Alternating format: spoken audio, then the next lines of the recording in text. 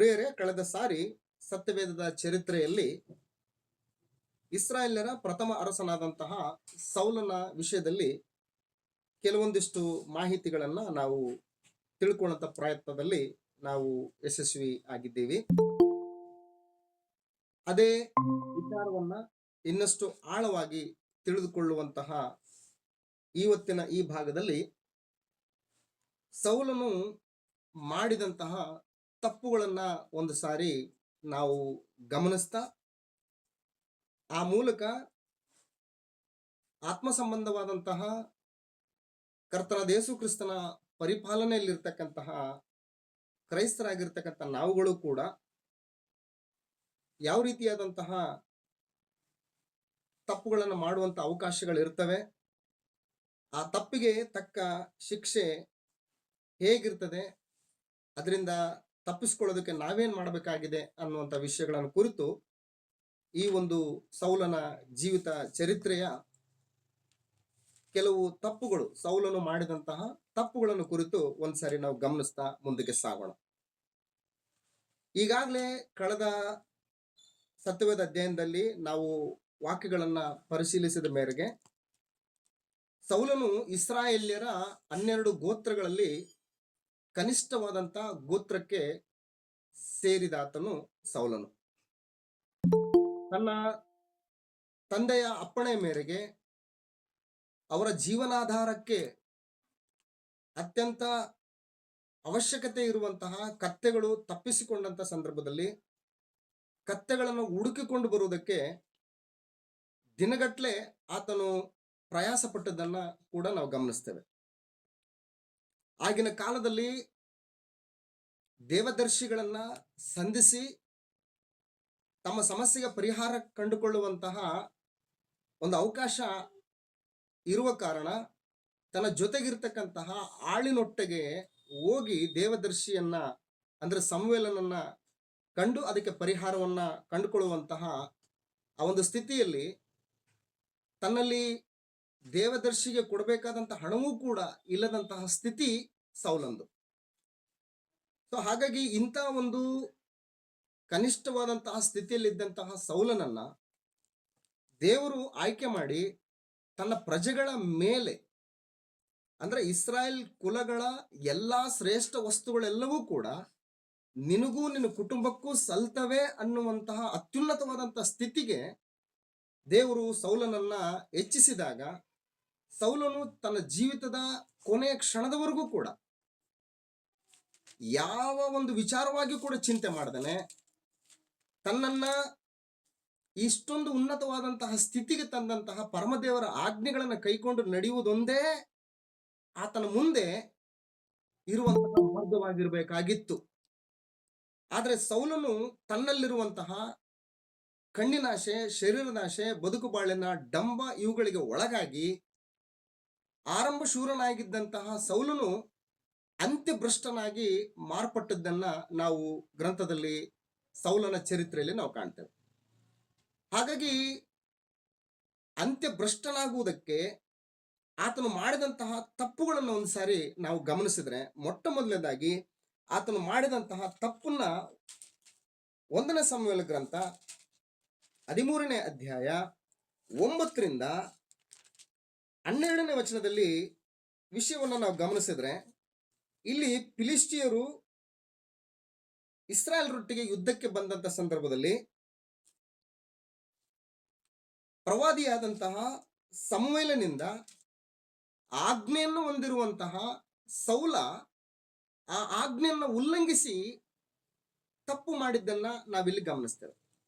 ಹಾಗಾಗಿ ಉಲ್ಲಂಘಿಸಿದಂತಹ ಆ ಆಜ್ಞೆ ಏನು ಅಂತೇಳಿ ಗ್ರಂಥವನ್ನು ನಾವು ಪರಿಶೀಲನೆ ಮಾಡುವುದಾದ್ರೆ 13ನೇ ಅಧ್ಯಾಯ 1ನೇ ಸಮುವೇಲ ಗ್ರಂಥ 13ನೇ ಅಧ್ಯಾಯ 9ನೇ ವಚನದಿಂದ 12ನೇ ವಚನದಲ್ಲಿ ಸೌಲನು ಮಾಡಿದಂತಹ ತಪ್ಪು ನಂಬರ್ 1 ಏನ ತಪ್ಪು ಅನ್ನೋದನ್ನ ಗಮನಿಸೋಣ. ಆಗ ಸೌಲನು ಜನರಿಂದ ಸರ್ವಾಂಗ ಹೋಮಕ್ಕೂ ಸಮಾಧಾನ ಯಜ್ಞಕ್ಕೂ ಬೇಕಾದದ್ದನ್ನು ತರಿಸಿ ಸರ್ವಾಂಗ ಹೋಮವನ್ನು ಅರ್ಪಿಸಿದನು. ಅದು ತೀರುವಷ್ಟರಲ್ಲೇ ಸಮುವೇಲನು ಬಂದನು.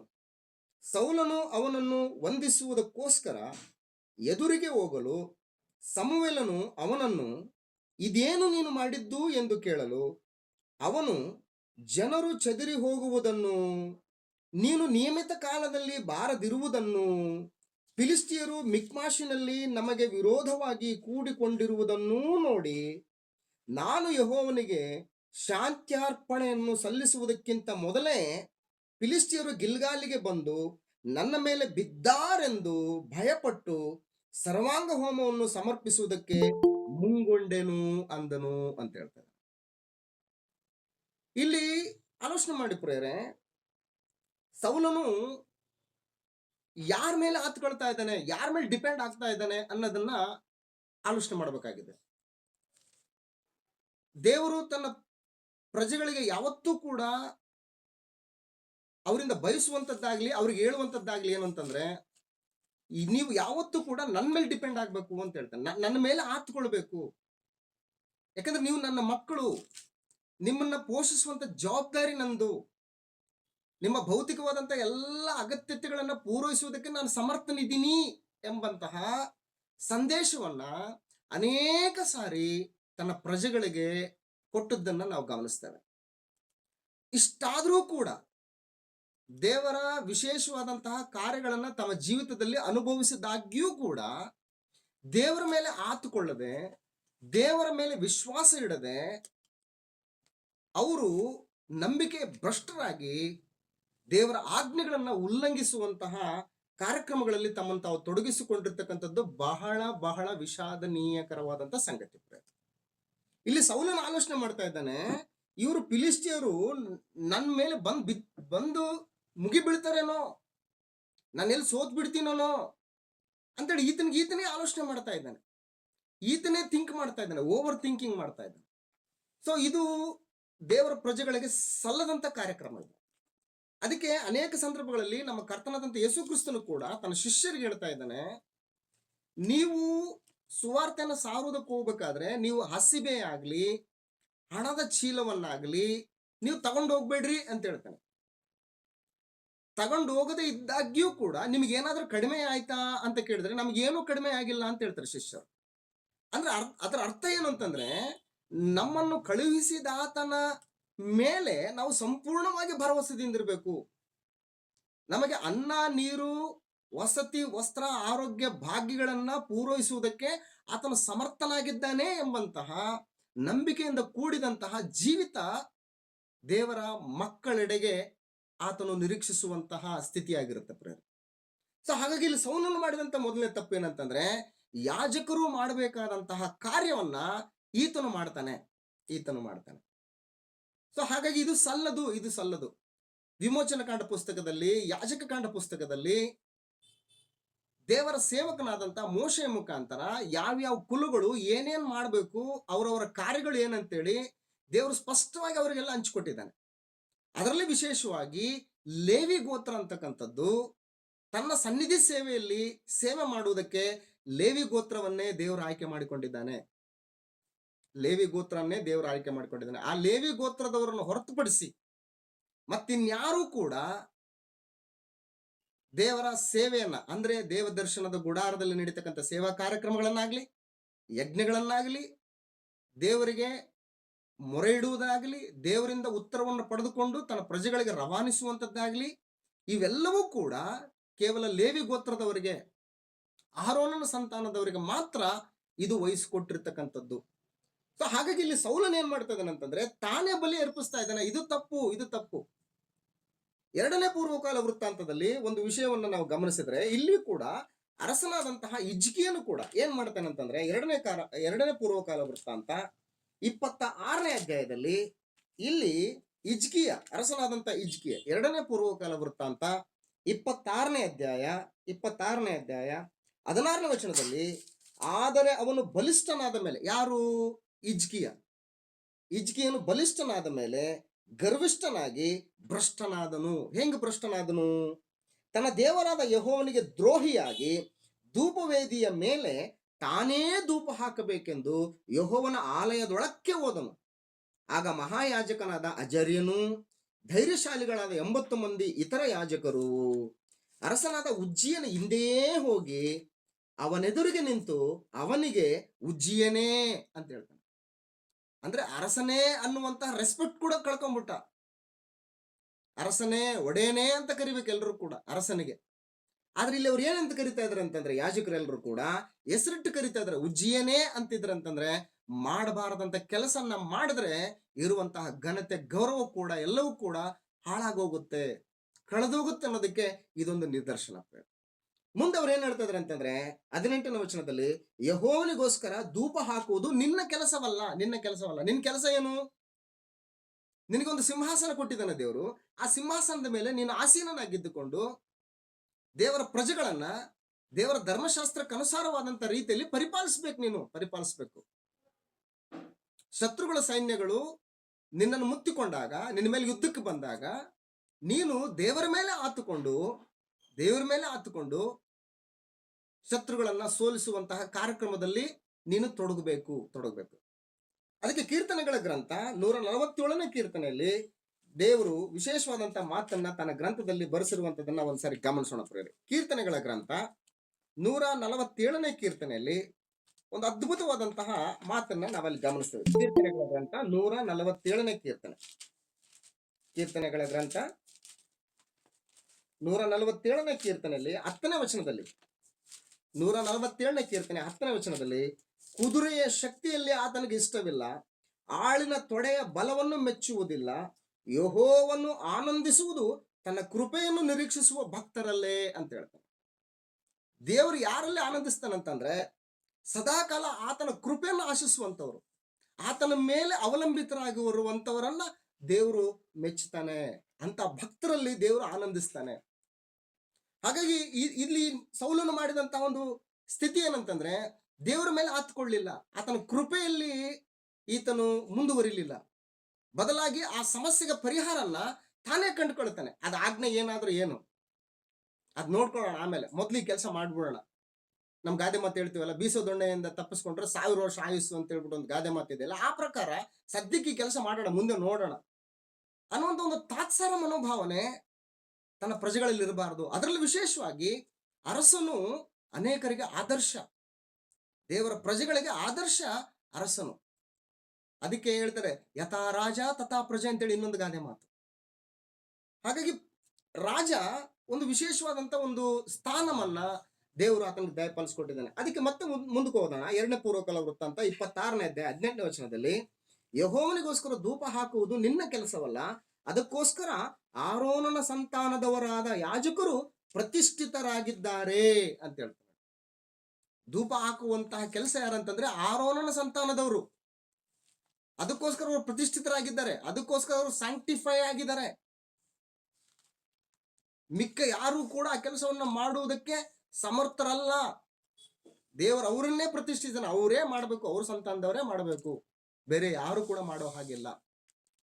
ಆದ್ರೆ ಇಲ್ಲಿ ಸೌಲನ್ ಮಾಡಿದ್ದೇನಂತಂದ್ರೆ, ತಾನು ಏನ್ ಮಾಡ್ತಾನಂತಂದ್ರೆ 1ನೇ ಸಮುವೇಲ ಪುಸ್ತಕ 13ನೇ ಅಧ್ಯಾಯ 12ನೇ ವಚನ, ಫಿಲಿಸ್ಟಿಯರು ಗಿಲ್ಗಾಲಿಗೆ ಬಂದು ನನ್ನ ಮೇಲೆ ಬಿದ್ದಾರೆಂದು ನೋಡಿ, ಈ ಯೋಚನೆ ಮಾಡ್ತಾ ಇದ್ದಾನೆ, ಥಿಂಕಿಂಗ್ ಮಾಡ್ತಾನೆ, ನೆಗೆಟಿವ್ ಥಿಂಕಿಂಗ್ ಮಾಡ್ತಾ ಇದ್ದಾನೆ. ಬಿದ್ದಾರೆಂದು ಭಯಪಟ್ಟು ಯಾವಾಗ ಭಯಪಡ್ತಾನೆ ಮನುಷ್ಯ ಅಂತಂದ್ರೆ, ಯಾವಾಗ ದೇವ್ರ ಮೇಲೆ ತನ್ನನ್ನು ತಾನು ಡಿಪೆಂಡ್ ಮಾಡ್ಕೊಳ್ಳಲ್ವೋ, ತನ್ನ ಸಮಸ್ಯೆಗಳಿಗೆ ತಾನೇ ಪರಿಹಾರವನ್ನು ಕಂಡುಕೊಳ್ತೀನಿ ಅನ್ನುವಂತಹ ಸ್ಥಿತಿಗೆ ಬರ್ತಾನೋ, ಅವಾಗ ಭಯಗಳು, ದುಗುಡಗಳು, ದುಮ್ಮಾನಗಳು ಸ್ಟಾರ್ಟ್ ಆಗ್ತವೆ. ಅದಕ್ಕೆ ಯೇಸು ಕ್ರಿಸ್ತನು ಬಹಳ ಚಂದವಾಗಿ ಹೇಳ್ತಾನೆ, ಅಪೊಸ್ತಲನಾದಂತಹ ಪೇತ್ರನ ಪತ್ರಿಕೆಯಲ್ಲಿ, ಸೈತಾನನು ಗರ್ಜಿಸುವ ಸಿಂಹದೋಪಾದಿಯಲ್ಲಿ ಯಾರನ್ನು ನುಂಗಲಿ ಅಂತೇಳಿ ತಿರುಗಾಡ್ತಾ ಇದ್ದಾನೆ. ಸೊ ಹಾಗಾಗಿ ನಿಮ್ಮ ಚಿಂತೆಗಳನ್ನೆಲ್ಲವೂ ಕೂಡ ನನ್ನ ಮೇಲೆ ಹಾಕ್ರಿ, ನಾನ್ ನಿಮಗೋಸ್ಕರ ಚಿಂತಿಸ್ತೀನಿ ಅಂತ ಹೇಳ್ತಾನೆ. ಸೊ ಹಾಗಾಗಿ ಎಂತ ಪರಿಸ್ಥಿತಿಗಳು ಬಂದ್ರೂ ಕೂಡ ಧೃತಿಗೆಡುವಂತ ಪರಿಸ್ಥಿತಿ ಇಲ್ಲ, ಅವಕಾಶಗಳಿಲ್ಲ ಕ್ರೈಸ್ತರಿಗೆ. ಅದಕ್ಕೆ ಕ್ರೈಸ್ತರು ಅಂದ್ರೆ ಯಾರು ಅಂತಂದ್ರೆ, ಇನ್ನು ಜೀವಿಸುವವರು ನಾವಲ್ಲ, ನಮಗೋಸ್ಕರ ಸತ್ತು ಎದ್ದು ಬಂದ ಆತನಿಗೋಸ್ಕರ ಜೀವಿಸ್ತೀವಿ ಅಂತ ಹೇಳ್ತಾರೆ. ಸೊ ಇದನ್ನು ನೂತನ ಸೃಷ್ಟಿಯಲ್ಲಿ ಪಾಲ್ಗಾರಾಗಿರ್ತಕ್ಕಂತಹ ಅವರ ಮನಸ್ಥಿತಿ ಹಿಂಗಾಗಿರ್ಬೇಕು.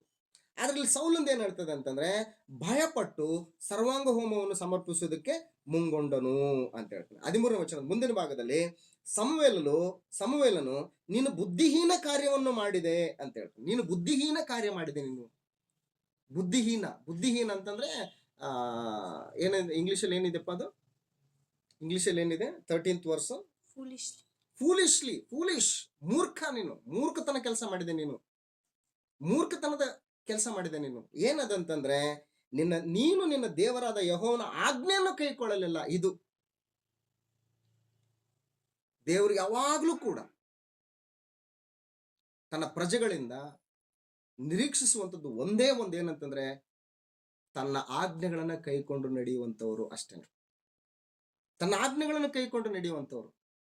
ಅದಕ್ಕೆ ಕೀರ್ತನೆಗಳ ಗ್ರಂಥದಲ್ಲಿ ಒಂದು ವಿಶೇಷವಾದಂತಹ ಮಾತನ್ನ ಒಂದ್ಸರಿ ಗಮನಿಸೋಣ ಈ ಸಂದರ್ಭದಲ್ಲಿ. ಕೀರ್ತನೆಗಳ ಗ್ರಂಥ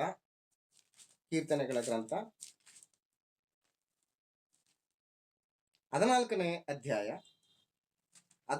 ಅಧ್ಯಾಯ ಕೀರ್ತನೆಗಳ ಗ್ರಂಥ 14ನೇ ಅಧ್ಯಾಯ 2ನೇ ವಚನದಲ್ಲಿ, ಮನುಷ್ಯರಲ್ಲಿ ತನ್ನ ಸಾನ್ನಿಧ್ಯವನ್ನು ಅಪೇಕ್ಷಿಸುವ ಬುದ್ಧಿವಂತರು ಇದ್ದಾರೋ ಎಂದು ಯೆಹೋವನು ಆಕಾಶದಿಂದ ಮನುಷ್ಯರನ್ನು ನೋಡಲಾಗಿ ಅಂತ ಹೇಳ್ತಾರೆ. ಮನುಷ್ಯರಲ್ಲಿ ತನ್ನ ಸಾನ್ನಿಧ್ಯ ಯಾವಾಗ ಇರ್ತದೆ? ಮನುಷ್ಯರಲ್ಲಿ ದೇವರ ಸಾನ್ನಿಧ್ಯ ಯಾವಾಗ ಬರ್ತದೆ ಅಂತಂದ್ರೆ, ಯಾರು ಆತನ ಆಜ್ಞೆಗಳನ್ನು ಕೈಕೊಂಡು ನಡೀತಾರೋ ಅವರೊಟ್ಟಿಗೆ ದೇವರ ಸಾನ್ನಿಧ್ಯ ಇರ್ತದೆ, ದೇವರ ಸಹವಾಸ ಇರುತ್ತದೆ, ದೇವರ ಸನ್ನಿಧಾನ ಇರುತ್ತದೆ. ಅಂತಹ ಬುದ್ಧಿವಂತರು ಇದ್ದಾರೆ. ಬುದ್ಧಿವಂತರು ಯಾರು ಅಂತಂದ್ರೆ ದೇವರ ಆಜ್ಞೆಗಳನ್ನು ಕೈಕೊಂಡು ನಡೆಯುವಂತವರು ಅಂತ. ಸೊ ಹಾಗಾಗಿ ಸೌಲನು ಮಾಡಿದಂತಹ ಮೊದಲನೇ ತಪ್ಪು. ಇನ್ನು ಎರಡನೇದಾಗಿ ನಮ್ಗೆಲ್ರಿಗೂ ಗೊತ್ತಿರುವ ಹಾಗೆ 1ನೇ ಸಮುವೇಲ ಪುಸ್ತಕ 15ನೇ ಅಧ್ಯಾಯದಲ್ಲಿ ಇಲ್ಲಿ ಸೌಲನು ಏನ್ ಮಾಡ್ತಾನೆ ಅಂತಂದ್ರೆ, ಅಮಾಲೇಕ್ಯರನ್ನ ಸರ್ವಸಂಪೂರ್ಣವಾಗಿ ನೀನು ನಾಶ ಮಾಡು ಎಂಬಂತಹ ದೇವರ ಆಜ್ಞೆಯನ್ನ ಆತನು ಉಲ್ಲಂಘಿಸಿ ಅಮಾಲೇಕ್ಯರ ಅರಸನಾದಂತಹ ಅಗಾಗನನ್ನ ಬಂಧಿಸಿ ಅಮಾಲೇಕ್ಯರ ಮೇಲ್ತರದ ಎಲ್ಲಾ ಕುರಿದನಗಳನ್ನ ಆತನು ಹಿಡ್ಕೊಂಡೋಗಿ ಅವುಗಳನ್ನ ಯೆಹೋವನಿಗೋಸ್ಕರ ಯಜ್ಞವನ್ನು ಅರ್ಪಿಸೋದಕ್ಕೆ ಉಪಯೋಗ ಆಗ್ತವೆ ಅನ್ನುವಂತಹ ತನ್ನ ಆಲೋಚನೆಯನ್ನ, ತನ್ನ ಒಂದು ಮನೋಸ್ಥಿತಿಯನ್ನ, ತನ್ನ ಒಂದು ಅಪೇಕ್ಷೆಯನ್ನ ದೇವರ ಆಜ್ಞೆಗಳಿಗೆ ತುರುಕುವಂಥದ್ದನ್ನ ನಾವಲ್ಲಿ ಗಮನಿಸ್ತೇವೆ. ಸೊ ಇದು ಸೌಲನು ಮಾಡಿದಂತಹ ಎರಡನೇ ತಪ್ಪು. ಇನ್ನು ಮೂರನೇ ತಪ್ಪು ಏನಂತಂದ್ರೆ ತನಗೆ ಮೇಲನ್ನುಂಟು ಮಾಡಿದಂತಹ ದಾವೀದನನ್ನ ಸಾಯಿಸುವುದಕ್ಕೆ ಪ್ರಯತ್ನಿಸಿದ್ದು ಅಂತ. ದಾವೀದನು ಸೌಲನಿಗೆ ಬಹುದೊಡ್ಡ ಮೇಲನ್ನ ಮಾಡ್ತಾನೆ, ಉಪಕಾರನ ಮಾಡ್ತಾನೆ. ಏನು ಉಪಕಾರ ಅಂತಂದ್ರೆ, ಫಿಲಿಸ್ಟಿಯರ ಕಡೆಯಿಂದ ಬಲಿಷ್ಠನಾದಂತಹ ಬಹುದೊಡ್ಡ ದೇಹಗಾತ್ರವನ್ನು ಹೊಂದಿರುವಂತಹ ಗೊಲ್ಯಾತನು ಪ್ರತಿದಿನ ಬೆಳಗ್ಗೆ ಮತ್ತು ಸಾಯಂಕಾಲ ಇಸ್ರಾಯೇಲ್ಯರ ಸೈನ್ಯದೆಡೆಗೆ ಬಂದು ಬೆಳಿಗ್ಗೆ ಮತ್ತು ಸಾಯಂಕಾಲ ಅವರಿಗೆ ಸವಾಲನ್ನ ಹಾಕಿ ಹೋಗುವಂತ ಪರಿಸ್ಥಿತಿ. ನನ್ನನ್ನ ಸೋಲಿಸುವುದಕ್ಕೆ ನಿಮ್ಮಲ್ಲಿ ಯಾರಾದ್ರೂ ಇದ್ದೀರಾ ಅಂತೇಳಿ ಈ ಸವಾಲನ್ನ ಸ್ವೀಕರಿಸದೆ, ಈ ಸವಾಲಿಗೆ ಭಯಪಟ್ಟು ಬೆದರಿ ಅಂಜಿ ಗುಡಾರದೊಳಗೆ ಹೇಡಿಗಳ ಹಾಗೆ ಅವಿತುಕೊಂಡು ಕುಳಿತಿರ್ತಕ್ಕಂತಹ ಇಸ್ರಾಯೇಲ್ ಸೌಲ ಮತ್ತು ಆತನ ಪ್ರಜೆಗಳೆಲ್ಲರೂ ಕೂಡ. ರಣರಂಗದಲ್ಲಿ ಎಂತ ವಾತಾವರಣ ಇರಬೇಕು ಅಂತಂದ್ರೆ, ಗೋಳಾಟ, ಅರಚಾಟ, ಉತ್ತೇಜನಕರವಾದಂತಹ ಒಂದು ವಾಗ್ಘೋಷಗಳು ಅವೆಲ್ಲ ಇರಬೇಕು ರಣರಂಗದಲ್ಲಿ. ಎಲ್ಲ ಸೈಲೆಂಟ್ ಆಗಿದೆ. ಇದು ಎಷ್ಟು ದಿವಸ ಅಂತಂದ್ರೆ ಹೆಚ್ಚು ಕಡಿಮೆ 40 ದಿವಸಗಳ ಕಾಲ ಇದೇ ಪರಿಸ್ಥಿತಿ ನಡೀತಾ ಇರ್ತದೆ. ಇಂಥ ಒಂದು ಪರಿಸ್ಥಿತಿಯಲ್ಲಿ ದಾವೀದನು ಬಂದು ಧೈರ್ಯದಿಂದ, ಆತ್ಮಸ್ಥೈರ್ಯದಿಂದ ತನ್ನನ್ನ ಕಾಪಾಡುವಂತಹ, ತನ್ನನ್ನು ಸಂರಕ್ಷಿಸುವಂತಹ ಪರಮ ತಂದೆಯ ಮೇಲೆ ತನ್ನನ್ನು ತಾನು ಅವಲಂಬಿತ ಮಾಡಿಕೊಂಡು ಫಿಲಿಸ್ಟಿಯರ ಕಡೆಯಿಂದ ಬಂದಂತಹ ಗೊಲ್ಯಾತನನ್ನ ಹೊಡೆದುರುಳಿಸುವುದಕ್ಕೆ ನಾನು ಸಮರ್ಥನಲ್ಲ, ನನ್ನ ಹಿಂದೆ ಇರುವಂತಹ ದೇವರು ಆತನ ಸಮರ್ಥನೆಂಬುದಾಗಿ ಆತನ ಮೇಲೆ ಡಿಪೆಂಡ್ ಆಗಿ, ದೇವರ ಮೇಲೆ ಡಿಪೆಂಡ್ ಆಗಿ ಆತನನ್ನ ಹೊಡೆದುರುಳಿಸಿದಂತಹ, ಇಸ್ರಾಯೇಲರಿಗೆ ಜಯವನ್ನು ತಂದುಕೊಟ್ಟಂತಹ, ಇಸ್ರಾಯೇಲರಿಗೆ ಮೇಲನ್ನುಂಟು ಮಾಡಿದಂತಹ, ಅಷ್ಟು ಮಾತ್ರವಲ್ಲದೆ ಸೌಲನು ದುರಾತ್ಮ ಪೀಡಿತನಾದಂತಹ ಸಂದರ್ಭದಲ್ಲಿ ದೇವರು ದಾವೀದನಿಗೆ ದಯಪಾಲಿಸಿದಂತಹ ಒಂದು ಜ್ಞಾನವನ್ನ ಬಳಸ್ಕೊಂಡು ಆ ಒಂದು ಜ್ಞಾನದ ಮೂಲಕ ವಾದ್ಯವನ್ನು ಬಾರಿಸುವುದರ ಮೂಲಕ ಆ ದುರಾತ್ಮ ಪೀಡಿತನಾದಂತಹ ಸೌಲನಿಗೆ ಉಪಶಮನವನ್ನ ಉಂಟು ಮಾಡುವಂತಹ ಸ್ಥಿತಿಯಲ್ಲಿ ಯಶಸ್ವಿಯಾದಂತಹ ದಾವೀದನನ್ನ ಕೊಲ್ಲುವುದಕ್ಕೆ ಪ್ರಯತ್ನಿಸುವಂಥದ್ದು ಸೌಲನು ಮಾಡಿದಂಥ ತಪ್ಪು ಪ್ರಿಯರೇ. ಸೌಲನ ಒಡ್ಡೋಲಗದಲ್ಲಿ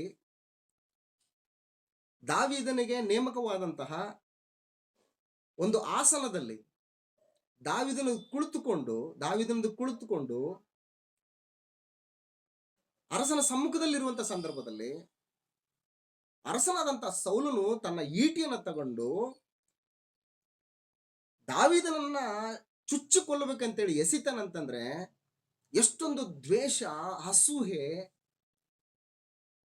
ದಾವೀದನೆಡೆಗೆ ಸೌಲನು ತೋರಿಸ್ತಾ ಇದ್ದಾನೆ ಅನ್ನೋದು ನಮ್ಗೆ ಅರ್ಥ ಆಗುತ್ತೆ. ಹಾಗಾಗಿ ಸೌಲನು ಮಾಡಿದಂತಹ ತಪ್ಪು ಯಾವುದು ಅಂತಂದ್ರೆ ದಾವೀದನನ್ನ ಸಾಯಿಸುವುದಕ್ಕೆ ಪ್ರಯತ್ನಿಸಿದ್ದು ಸೌಲನು ಮಾಡಿದಂತ ತಪ್ಪು. ಮೂರನೇ ತಪ್ಪು. ನಾಲ್ಕನೇ ತಪ್ಪು ಏನಂತಂದ್ರೆ ಯೆಹೋವನ ಯಾಜಕರನ್ನ ಸಾಯಿಸಿದ್ದು. ಯಾರನ್ನ? ಯೆಹೋವನ ಯಾಜಕರನ್ನ ಸಾಯಿಸಿದ್ದು. 1ನೇ ಸಮುವೇಲ ಗ್ರಂಥ 18ನೇ ಅಧ್ಯಾಯದಲ್ಲಿ ವಿಷಯವನ್ನ ನಾವು ಗಮನಿಸ್ತೇವೆ. 1ನೇ ಸಮುವೇಲ ಗ್ರಂಥ 18ನೇ ಅಧ್ಯಾಯ 11ನೇ ವಚನದಲ್ಲಿ ವಿಷಯವನ್ನ ಗಮನಿಸೋಣ.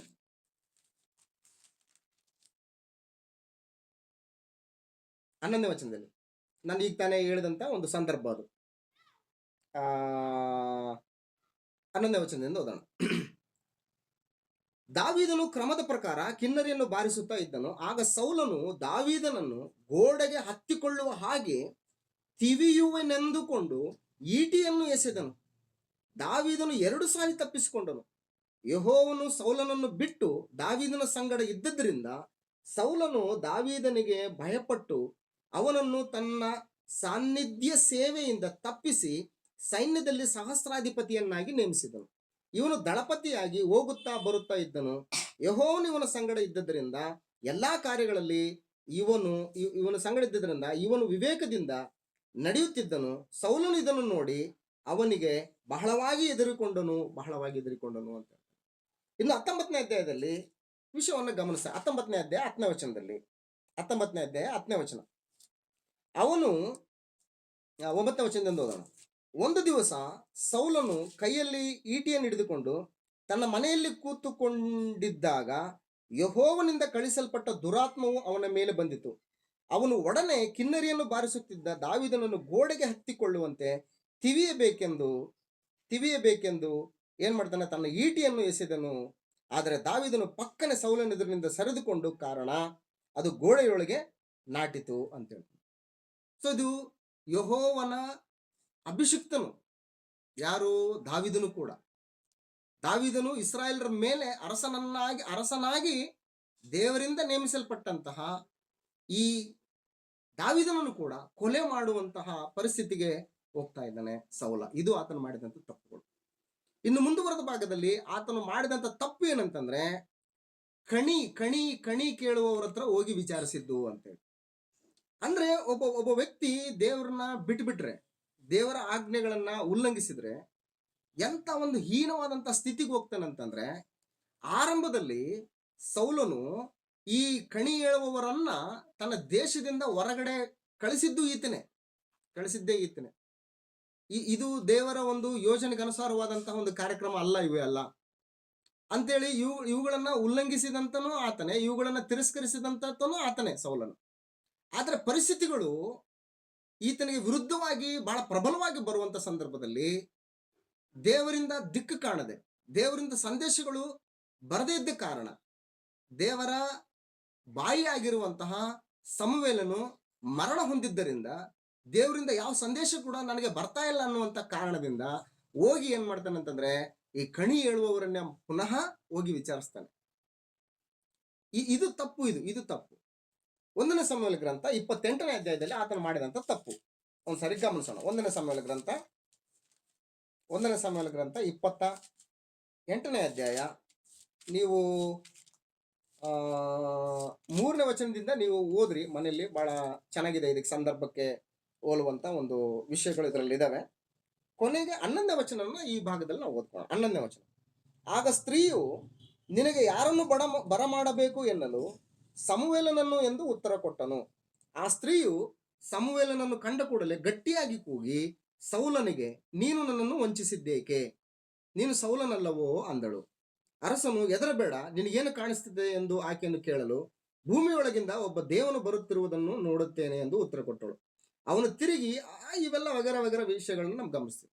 ಅಂದ್ರೆ ಇವೆಲ್ಲ ಮಾಡಬಾರ್ದು ಅಂತೇಳಿ ಒಂದಾನೊಂದು ಸಂದರ್ಭದಲ್ಲಿ ಸೌಲನೇ ಏನ್ ಮಾಡ್ತಾನೆ ಅಂತಂದ್ರೆ ಇವೆಲ್ಲವುಗಳನ್ನು ಕೂಡ ನಿಷೇಧ ಮಾಡಿರ್ತಾನೆ. ನಿಷೇಧ, ಇಂಥವೆಲ್ಲ ನಡಿಬಾರ್ದು ಅಂತೇಳಿ, ಇಂಥವೆಲ್ಲ ನಡಿಬಾರ್ದು ಅಂತೇಳಿ. ಸೊ ಇವಾಗ ತಾನೇ ಅದನ್ನ ಮಾಡುವಂತ ಪರಿಸ್ಥಿತಿಗೆ ಬಂತಿದ್ದ. ಸೊ ಯಾಕೆ ಈ ಪರಿಸ್ಥಿತಿ ಅಂತಂದ್ರೆ, ದೇವ್ರನ್ನ ಬಿಟ್ರೆ, ದೇವರ ಆಜ್ಞೆಗಳನ್ನು ಉಲ್ಲಂಘಿಸಿ ನಡೆದ್ರೆ, ದೇವರ ಸಹವಾಸದಿಂದ ಮನುಷ್ಯ ದೂರ ಆದ್ರೆ, ದೇವರು ಏನ್ ಮಾಡ್ತಾನಂತಂದ್ರೆ ಅಂತಹ ಮನಸ್ಥಿತಿಯನ್ನು ಹೊಂದಿರತಕ್ಕಂಥವ್ರ ಅಂತವರನ್ನ ದೇವರು ತಾನೇ ಸೈತಾನಿಗೆ ಒಪ್ಪಿಸ್ಕೊಡ್ತಾನೆ ಅಂತ ಹೇಳ್ತಾನೆ. ನಾವು ಸತ್ಯದ ಮೇಲೆ ಪ್ರೀತಿ ಇಡ್ಲಿಲ್ಲ ಅಂತಂದ್ರೆ, ದೇವರ ಆಜ್ಞೆಗಳನ್ನ ಕೈಕೊಂಡು ಅವುಗಳ ಪ್ರಕಾರ ಜೀವಿತಗಳನ್ನು ಜೀವಿಸ್ಲಿಲ್ಲ ಅಂತಂದ್ರೆ, ನಮ್ಮ ಶರೀರಕ್ಕೂ ಮನಸ್ಸಿಗೂ ಸಂಬಂಧಪಟ್ಟಂತ ಇಚ್ಛೆಗಳನ್ನ ನಡೆಸ್ತಾ ಇದ್ರೆ, ದೇವರು ಒಂದ್ಸರಿ ಹೇಳ್ತಾನೆ, 2 ಸರಿ ಹೇಳ್ತಾನೆ, 100 ಸರಿ ಹೇಳ್ತಾನೆ, 200 ಸರಿ ಹೇಳ್ತಾನೆ, 1000 ಸರಿ ಹೇಳ್ತಾನೆ. ಕೃಪೆ ಮೇಲೆ ಕೃಪೆಯನ್ನು ವಿಸ್ತರಿಸ್ತಾನೆ, ದೀರ್ಘ ಶಾಂತಿಯಿಂದ ಇರ್ತಾನೆ. ಇವತ್ತಿಲ್ಲ ನಾಳೆ ತಿರುಗಿ ಕೇಳ್ತಾರೆ, ಇವತ್ತಿಲ್ಲ ನಾಳೆ ನನ್ನ ಕಡೆಗೆ ಬರ್ತಾರೆ, ಇವತ್ತಿಲ್ಲ ನಾಳೆ ನನ್ನ ಆಜ್ಞೆಗಳನ್ನ ಕೈಕೊಂಡು ನಡೀತಾರೆ ಅನ್ನುವಂತಹ ನಿರೀಕ್ಷೆಯಲ್ಲಿ ದೀರ್ಘ ಶಾಂತಿಯಿಂದ ಕಾದ್ಕೊಂಡಿರ್ತಾನೆ. ಅವ್ಯಾವು ಕೂಡ ನಮ್ಮಲ್ಲಿ ಫಲ ಕೊಡ್ಲಿಲ್ಲ ಅಂತಂದ್ರೆ, ದೇವರು ತಾನೇ ಏನ್ ಮಾಡ್ತಾನಂತಂದ್ರೆ ನಮ್ಮನ್ನ ಸೈತಾನನಿಗೆ ಒಪ್ಪಿಸ್ಬಿಡ್ತಾನೆ ಅಂತ ಹೇಳ್ತಾನೆ. ಸೈತಾನಿಗೆ ಒಪ್ಪಿಸ್ಬಿಡ್ತಾನೆ. ಸೈತಾನಿಗೆ ಒಪ್ಪಿಸಿದ್ಮೇಲೆ ನಮ್ಮ ಪರಿಸ್ಥಿತಿ ಯಾವ ಪರಿಸ್ಥಿತಿ ಅಂತೇಳಿ ಇಲ್ಲಿ ಸೌಲಂದು ನಾವು ಒಂದ್ಸರಿ ಗಮನಿಸ್ಬೇಕಾಗಿ. ಸೊ ಹಾಗಾಗಿ ಸೌಲನ ಪರಿಸ್ಥಿತಿ ಇದು. ಸೌಲನ ಪರಿಸ್ಥಿತಿ ಏನಾಗುತ್ತೆ ಅಂದ್ರೆ, ಅಂತ್ಯದಲ್ಲಿ 31ನೇ ಅಧ್ಯಾಯ, 1 ಸಾಮುವೇಲ ಪುಸ್ತಕ 31ನೇ ಅಧ್ಯಾಯದಲ್ಲಿ 31ನೇ ಅಧ್ಯಾಯ, ಫಸ್ಟ್ ಸಾಮುವೇಲ್ ಚಾಪ್ಟರ್ 31 ನಲ್ಲಿ, ಫಿಲಿಸ್ಟಿಯರು ಇಸ್ರಾಯೇಲರೊಡನೆ ಯುದ್ಧ ಮಾಡಿದರು. ಇಸ್ರಾಯೇಲರು ಅವರಿಂದ ಅಪಜಯ ಹೊಂದಿ ಗಿಲ್ಬೋ ಬೆಟ್ಟದಲ್ಲಿ ಹತರಾದರು. ಫಿಲಿಸ್ಟಿಯರು ಸೌಲನನ್ನೂ ಅವನ ಮಕ್ಕಳನ್ನೂ ಬಿಡದೆ ಹಿಂದಟ್ಟಿ ಅವನ ಮಕ್ಕಳಾದ ಯೋನಾತಾನನನ್ನು, ಅಭಿನಾದಾಬನನ್ನು, ಮಲ್ಕೀಶೂವನನ್ನು ಕೊಂದರು. ಸೌಲನಿದ್ದ ಕಡೆಯಲ್ಲಿ ಯುದ್ಧವು ಬಹುಘೋರವಾಗಿತ್ತು. ಬಿಲ್ಲುಗಾರರು ಅವನಿಗೆ ಗುರಿ ಇಟ್ಟರು. ಆದದರಿಂದ ಸೌಲನು ಬಹುಭೀತನಾಗಿ ತನ್ನ ಆಯುಧ ವಾಹಕನಿಗೆ, ನಿನ್ನ ಕತ್ತಿಯನ್ನು ಹಿರಿದು ನನ್ನನ್ನು ತಿವಿದುಕೊಳ್ಳು, ಇಲ್ಲವಾದರೆ ಸುನ್ನತಿ ಇಲ್ಲದ ಈ ಜನರು ಬಂದು ನನ್ನನ್ನು ತಿವಿದು ಅಪಕೀರ್ತಿಯನ್ನುಂಟು ಮಾಡಾರು ಎಂದು. ಇಲ್ಲಿ ನೋಡಿ, ಸಾಯುವಾಗ್ಲೂ ಕೂಡ ಯಾವ ರೀತಿ ಥಿಂಕ್ ಮಾಡ್ತಾ ಇದ್ದಾನೆ, ಇಲ್ದೇ ಇರೋದನ್ನೆಲ್ಲ ಯೋಚನೆ ಮಾಡ್ತಾ ಇದ್ದಾನೆ. ಸೊ ಅತಿಯಾದ ಆಲೋಚನೆಗಳು. ಇಲ್ಲೂ ಕೂಡ ದೇವ್ರ ಮೇಲೆ ಡಿಪೆಂಡ್ ಆಗ್ತಾ ಇಲ್ಲ. ಇಲ್ಲಿ ಹೇಳ್ತಾನೆ, ಅಪಕೀರ್ತಿಯನ್ನು ಉಂಟು ಮಾಡಾರು ಎಂದು ಹೇಳಲು ಅವನು ಎದುರಿ, ಒಲ್ಲೆನು, ನನ್ ಕೈಲಿ ಆಗಲ್ಲ ಬುದ್ಧಿ, ನನ್ ಕೈಲಿ ಆಗಲ್ಲ ಅರಸ, ನಿನ್ನನ್ನು ಕೊಂದಾಕ ನನ್ ಕೈಲಿ ಆಗಲ್ಲ ಅಂತೇಳಿ ಸೇವಕಂತಾನೆ. ಆದದ್ರಿಂದ ಸೌಲನು ತಾನೇ ಕತ್ತಿಯನ್ನು ಇರಿದು ಅದರ ಮೇಲೆ ಬಿದ್ದನು ಅಂತ ಹೇಳ್ತಾನೆ. ಅಂದ್ರೆ ಇದರ ಅರ್ಥ ತನ್ನನ್ನು ತಾನೇ ಸಾಯಿಸ್ಕೊಂಡಿದ್ದಾನೆ ಸೌಲನು ಅಂತ. ಎಂತ ಪರಿಸ್ಥಿತಿ ಇದು! ದೇವರನ್ನು ಬಿಟ್ರೆ ಇದೇ ಪರಿಸ್ಥಿತಿ. ಇವತ್ತು ಕೂಡ ಪ್ರಪಂಚದಲ್ಲಿ ಅನೇಕರು ತಮ್ಮ ಕೌಟುಂಬಿಕ ಸಮಸ್ಯೆಗಳಿಂದಾಗಿ, ಆರೋಗ್ಯದ ಸಮಸ್ಯೆಗಳಿಂದಾಗಿ, ಹಣದ ಸಮಸ್ಯೆಯಿಂದಾಗಿ ಜೀವಿತಗಳನ್ನ ದೇವರ ವಾಕ್ಯಗಳಿಗೆ ಅನುಸಾರವಾದಂತ ರೀತಿಯಲ್ಲಿ ಜೀವಿಸದೆ, ಶರೀರಕ್ಕೂ ಮನಸ್ಸಿಗೂ ಸಂಬಂಧಪಟ್ಟಂತ ಇಚ್ಛೆಗಳನ್ನೇ ನೆರವೇರಿಸ್ತಾ ಜೀವಿಸುತ್ತಿರೋ ಕಾರಣ ಅನೇಕ ಜನರು ಇಂಥ ಒಂದು ಆಲೋಚನೆಗೆ ಬರುವಂತದ್ರಲ್ಲಿ ಯಾವುದೇ ಅನುಮಾನಗಳಿಲ್ಲ ಪ್ರೇರೆ. ಹಾಗೆ ಬಂದಿದ್ದರೂ ಕೂಡ ಎಷ್ಟೋ ಜನರು ತಮ್ಮನ್ನು ತಾವೇ ಸಾಯಿಸ್ಕೊಂಡಿದ್ದಾರೆ. ದೇವರು ಕೊಟ್ಟಂತ ದೇಹನ್ನ ತಾವೇ ಕಳ್ಕೊಂಡಿದ್ದಾರೆ. ಇನ್ನು ನಮ್ಗೆ ಯಾರು ಏನು ಮಾಡಕ್ಕಾಗಲ್ಲ, ಈ ಪರಿಸ್ಥಿತಿಯಿಂದ ನಮ್ಮನ್ನ ಯಾರು ಪಾರು ಮಾಡಕ್ಕಾಗಲ್ಲ ಅನ್ನುವಂತ ಒಂದು ನಿರೀಕ್ಷಣೆ ಇಲ್ಲದಂತ ಜೀವಿತದಲ್ಲಿ, ಯಾವುದೇ ರೀತಿಯಾದಂತಹ ಭರವಸೆನೇ ಇಲ್ಲದಂತಹ ಜೀವಿತವನ್ನ ಅನೇಕರು ಜೀವಿಸ್ತಾ ಇದ್ದಾರೆ.